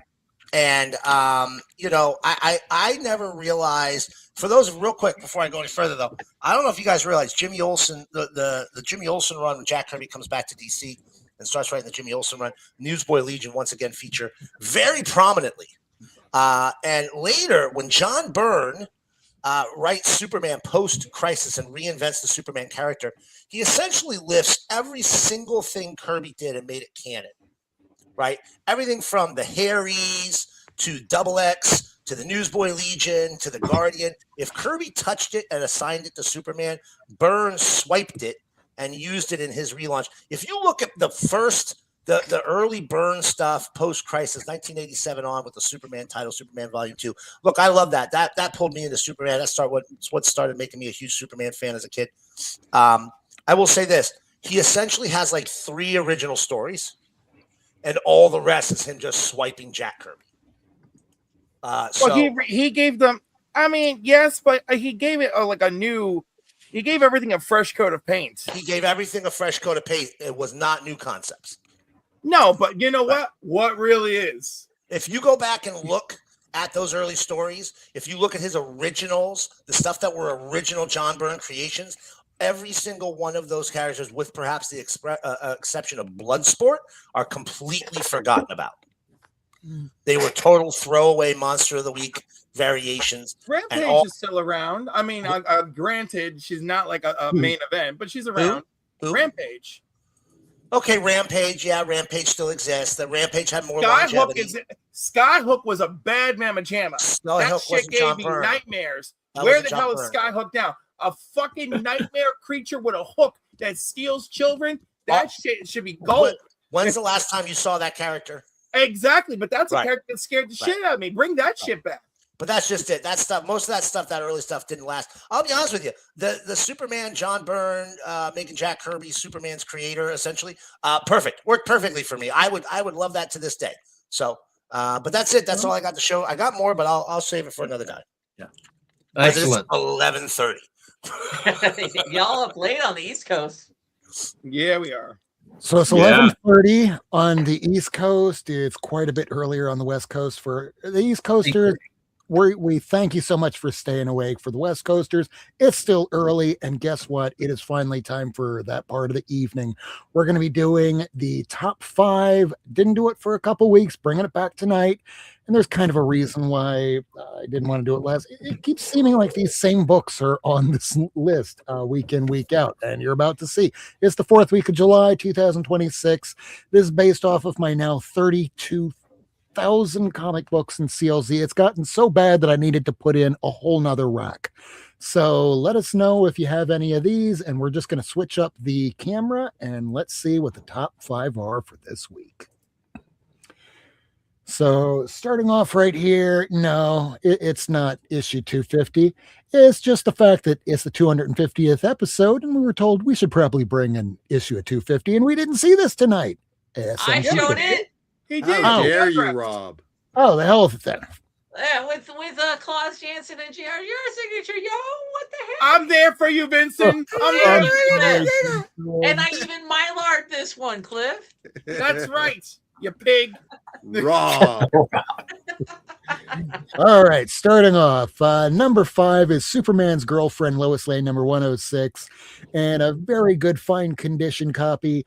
This thing went for, let's see here, $229. It's up 49. It's an inappropriate race cover featuring Lois. Hey, let's see what it's like to be black for a day.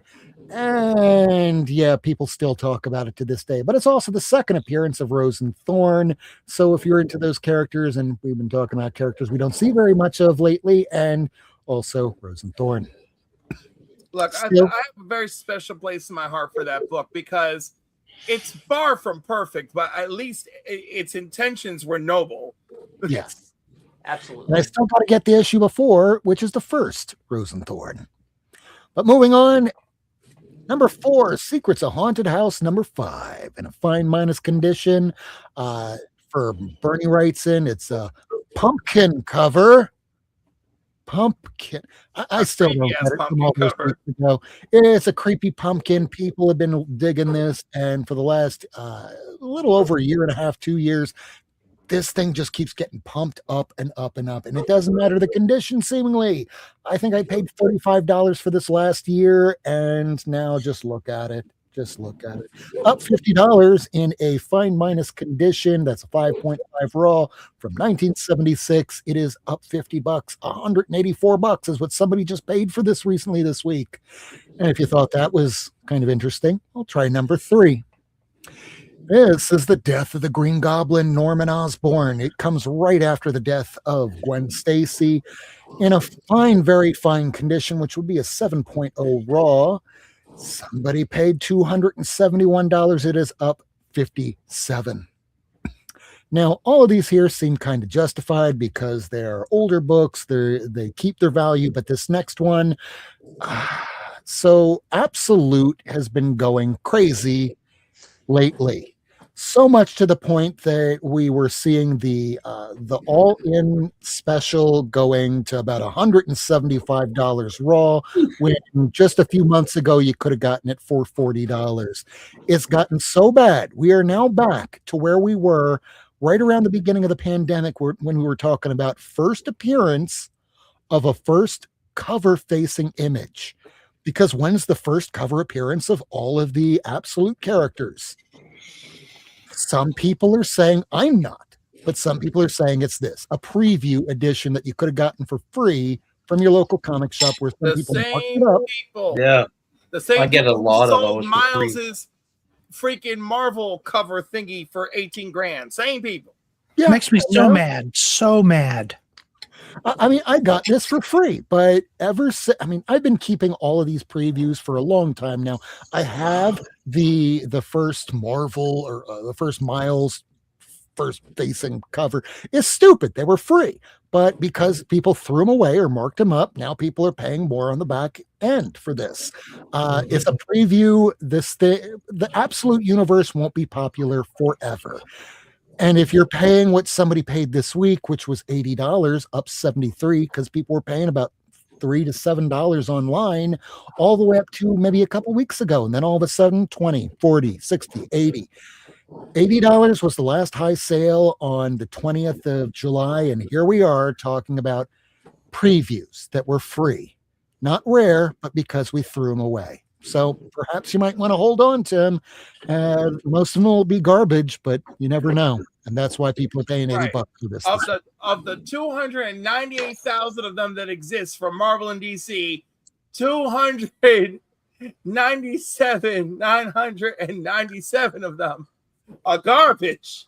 My But comic those shop three. throws it in with my pulls every time, and I just throw them in every cycle. I get so angry. I want to take him out. If you go to a comic shop, go ahead. So it gets me angry when I get those previews. But here's what I say, and I have violated this with one character, but I collect the first appearance in a conventional comic book. Right? That's not a comic book. That's a list of advertisements for what's coming out next month. So it doesn't count for me at all. If I find it for $1 and I could flip it for 200, I would. But when I'm collecting, it's the first appearance in a conventional comic book. So I don't count Foom for the X-Men. I'd love to have that book, but I don't count that as the first appearance, because to me, it's the first appearance in a conventional comic book. Like I once found Harley appeared, a panel of Harley appeared in like a Comic Scene, Comic Journal, or Comic Scene. I found that at half price for $2 and sold it for $50. To me, that's not her first comic book appearance, because obviously, there's artists like Scratch Paper. How far down the rabbit hole do we want to go for the first time this character is ever drawn? So I'm pretty happy with my own collecting, with the exception of Miss Marvel. I do have her first appearance, Kamala's first appearance, in like the Marvel previews, but I only spent $10 on it. It wasn't a big deal. That's pretty cool. Yeah, it was more to be a completist than because I thought that was her first appearance. So here we have Dan De La Torre. He's one of the older collectors that has the really great Grail stuff. And just to put attention to what he's saying here, that I called this months ago, DC Connects is the first appearance of the Absolute series. So different collectors are going to have different milestones, goalposts. Personally, for me, if something comes out on an exclusive cover for a shop, it's not a real comic. It's just fan art. That's just me. That's my opinion. I could be wrong, because just take a look at all the Dan Quintana covers on Absolute Batman. People are paying upwards of $1,000 or more for an exclusive, which great. It keeps the industry moving, but unless it's an actual comic book that you can get at any shop the day of release, that's a first appearance. If it's a preview that's free, not a first appearance, it's a preview. But if you want it for your collecting needs, hey, we're collectors, and don't let anybody tell you what you shouldn't collect, because you never know. One day opinions change. Just take a look at the first appearance of Wolverine in issue 180. It was his first appearance for the first couple of years. Then the comics buyer's guide said, no, whoops, made a mistake, it's 181. Then they put it back, but then everyone was already calling it 180 by then. So whatever was said one day in the past can always change the next day. So I wouldn't say pay $80 for this, but if you can find it for a decent price. I wouldn't either, but I talk too much about it. And next thing you know, I'm a gatekeeper. Yeah, that happens next. I think I have 10 copies of that. Yeah, 10 copies. And if you 'cause hold on to my it, LCS gets rid of them. We know there's not that many people around where I live that collects this stuff, and so they keep stacks of them. I show up, they say, "Here you go." Okay. well, for this one, I'm sure you're happy you kept it, because you could be taking that money and putting it towards a book you really like. Sure. All right, so that was the number 2. The number 1 is the same one from 2 weeks ago, which made me go, God, why am I doing this? Number 1 book, Uncanny X-Men, number 101. Again, which meant it dropped a bit and then came back up again, because it's around the same price it was 2 weeks ago as the first appearance of Phoenix. Phoenix, not Jean Grey, just this costume. Okay, cool. It's also the first full appearance of Black Tom Cassidy. Up $91. Somebody paid $588 for a fine, very fine, which would be a 7.0 raw. And there's plenty of them out there. You could probably find a better deal. But as I always say, this list is intended to help readers and collectors determine if they should look for a particular book, a series online, or wait 6 weeks. Because after 6 weeks, usually you can get it for cheaper. But if not, wait 6 months. And after 6 months, if that book is still up there, you might as well just get it, because chances are it's not coming down anytime soon. So I want to thank everybody tonight for watching this whole almost 3-hour-long episode. This is definitely something on Monday to listen to in the car as you're driving into work. But for everybody that watched on the replay, if you're doing that or watching it live, thank you all so much. Thank you, Go around the room. Anything that y'all want to promote. And thank you, Lyle. Starting with Michael, anything coming up that you want to promote? Move on. Michael's frozen. Bruce. Frozen, he said move on. Tomorrow night at 6 p.m. Eastern, my final of the cutoff show, Get Fucked, premieres. So check it out, so you don't get fucked on New Comic Book Day. Ooh. Oh my! I will be doing FOC immediately after this show, so that I can watch you, unless you want me on. I don't know how prepared I'll be as I was the other week, but I thank you for having me on that last week. Miracle Man, anything? I don't really do anything. Come see me on Blue Sky. I post some comics, and here, and that's about it. There you go. Come on.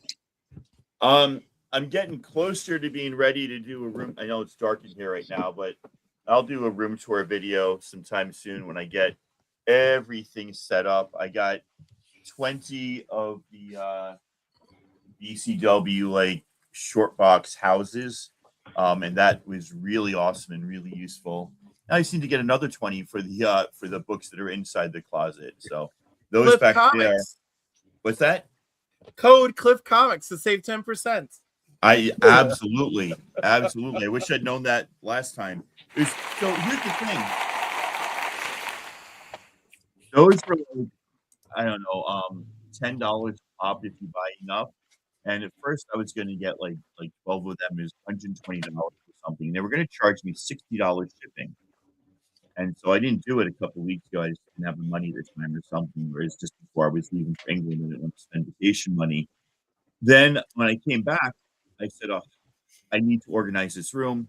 I went to buy 20 of them, $200, no shipping. There was free shipping because I had ordered over like, whatever amount. So check out BCW and, put in Cliff Comics, get that discount. Woo! Listen to him. He knows what he's talking about. Cliff, what you got? Tomorrow afternoon at 2:30 p.m. Eastern Standard Time for your East Coasters and whatever it is for everybody else, because I can't remember. I'll be on Only Slabs with Rob Festax of Comics. It's going to be great, and you get to see what other Golden Age goodies I picked up, plus a DC first appearance that nobody really talks about that I also picked up, and more. And then Sunday morning, SideQuest Comics will join me for Comics and Coffee with Cliff, episode 79, and we're going to talk about hunting for comics. And then you can join me with the Council of Comics at 5 p.m. on Eastern, and we're going to do C. Bizzle's next movie. Oh, and Kevin, you can come, obviously, because who cares? Ringing endorsement. No, I'm just saying, like every time somebody's like, hey, I want to hang out, I'll mention somebody wants to hang out, and then like C. Bizzle will acknowledge me, and then we'll go live, and I'm like, oh, cool, this person's here. And then C. Bizzle and I will just look at each other.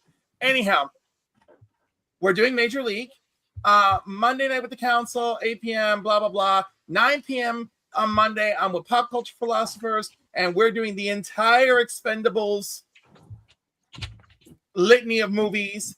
And then Tuesday night, 7 p.m. Eastern Standard Time, it's me and Izzyverse NYC with Top Trending Comics. Woohoo! Exactly. Major League. It's about a hot baseball player who wears glasses, because how can someone do that if they're handsome? Yeah. He was, listen, I think that's the last time I ever thought he was hot. And meanwhile, almost every one of us is wearing glasses except except the Canadian and the half Canadian.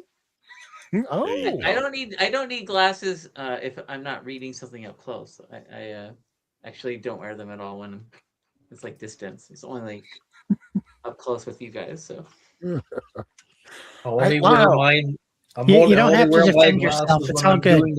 When I'm doing these shows, because I have a hard time seeing up close. When I take them off, no problem. So I have some videos coming out Sunday and a couple of them next week, and I'll be talking about some UK comics that I have. There are some that are less than 5 in existence, and one of one.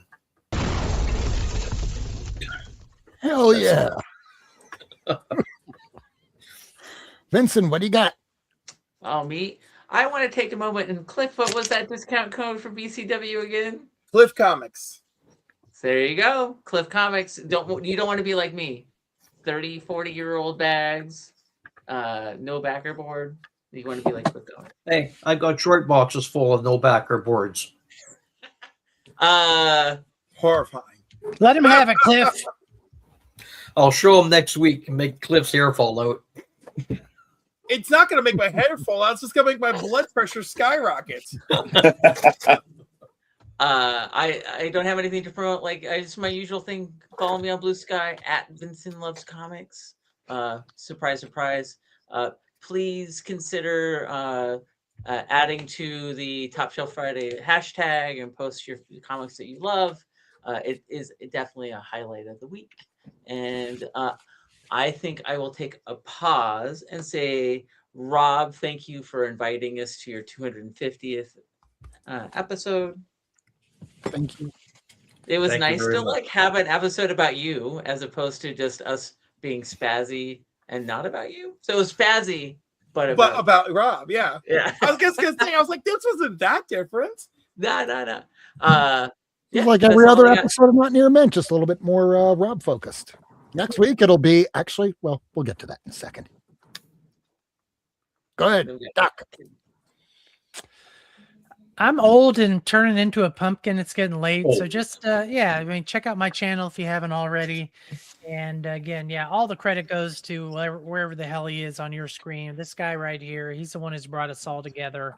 And this is why we are all here for this video. So again, I said it at the beginning, I'm going to say it at the end. We love you, brother. And what you do, the service you do for the community is not to be ignored. Keep up the good work.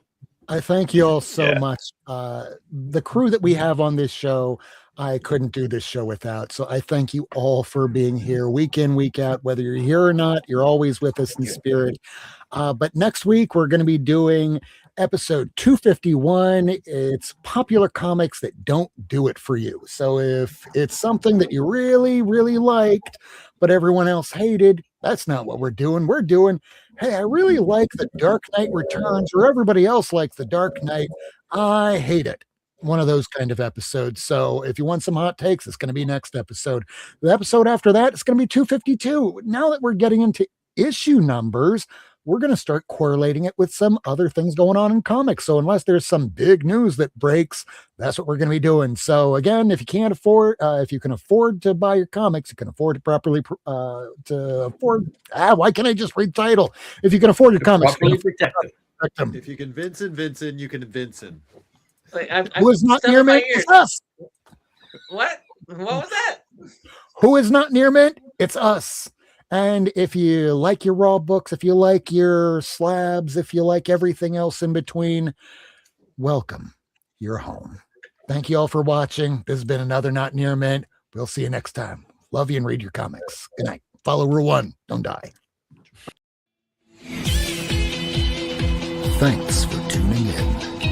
If you want to see this episode again, along with a catalog of back episodes and issues, surf on over to Not Near Mint on YouTube, Twitter, and Instagram.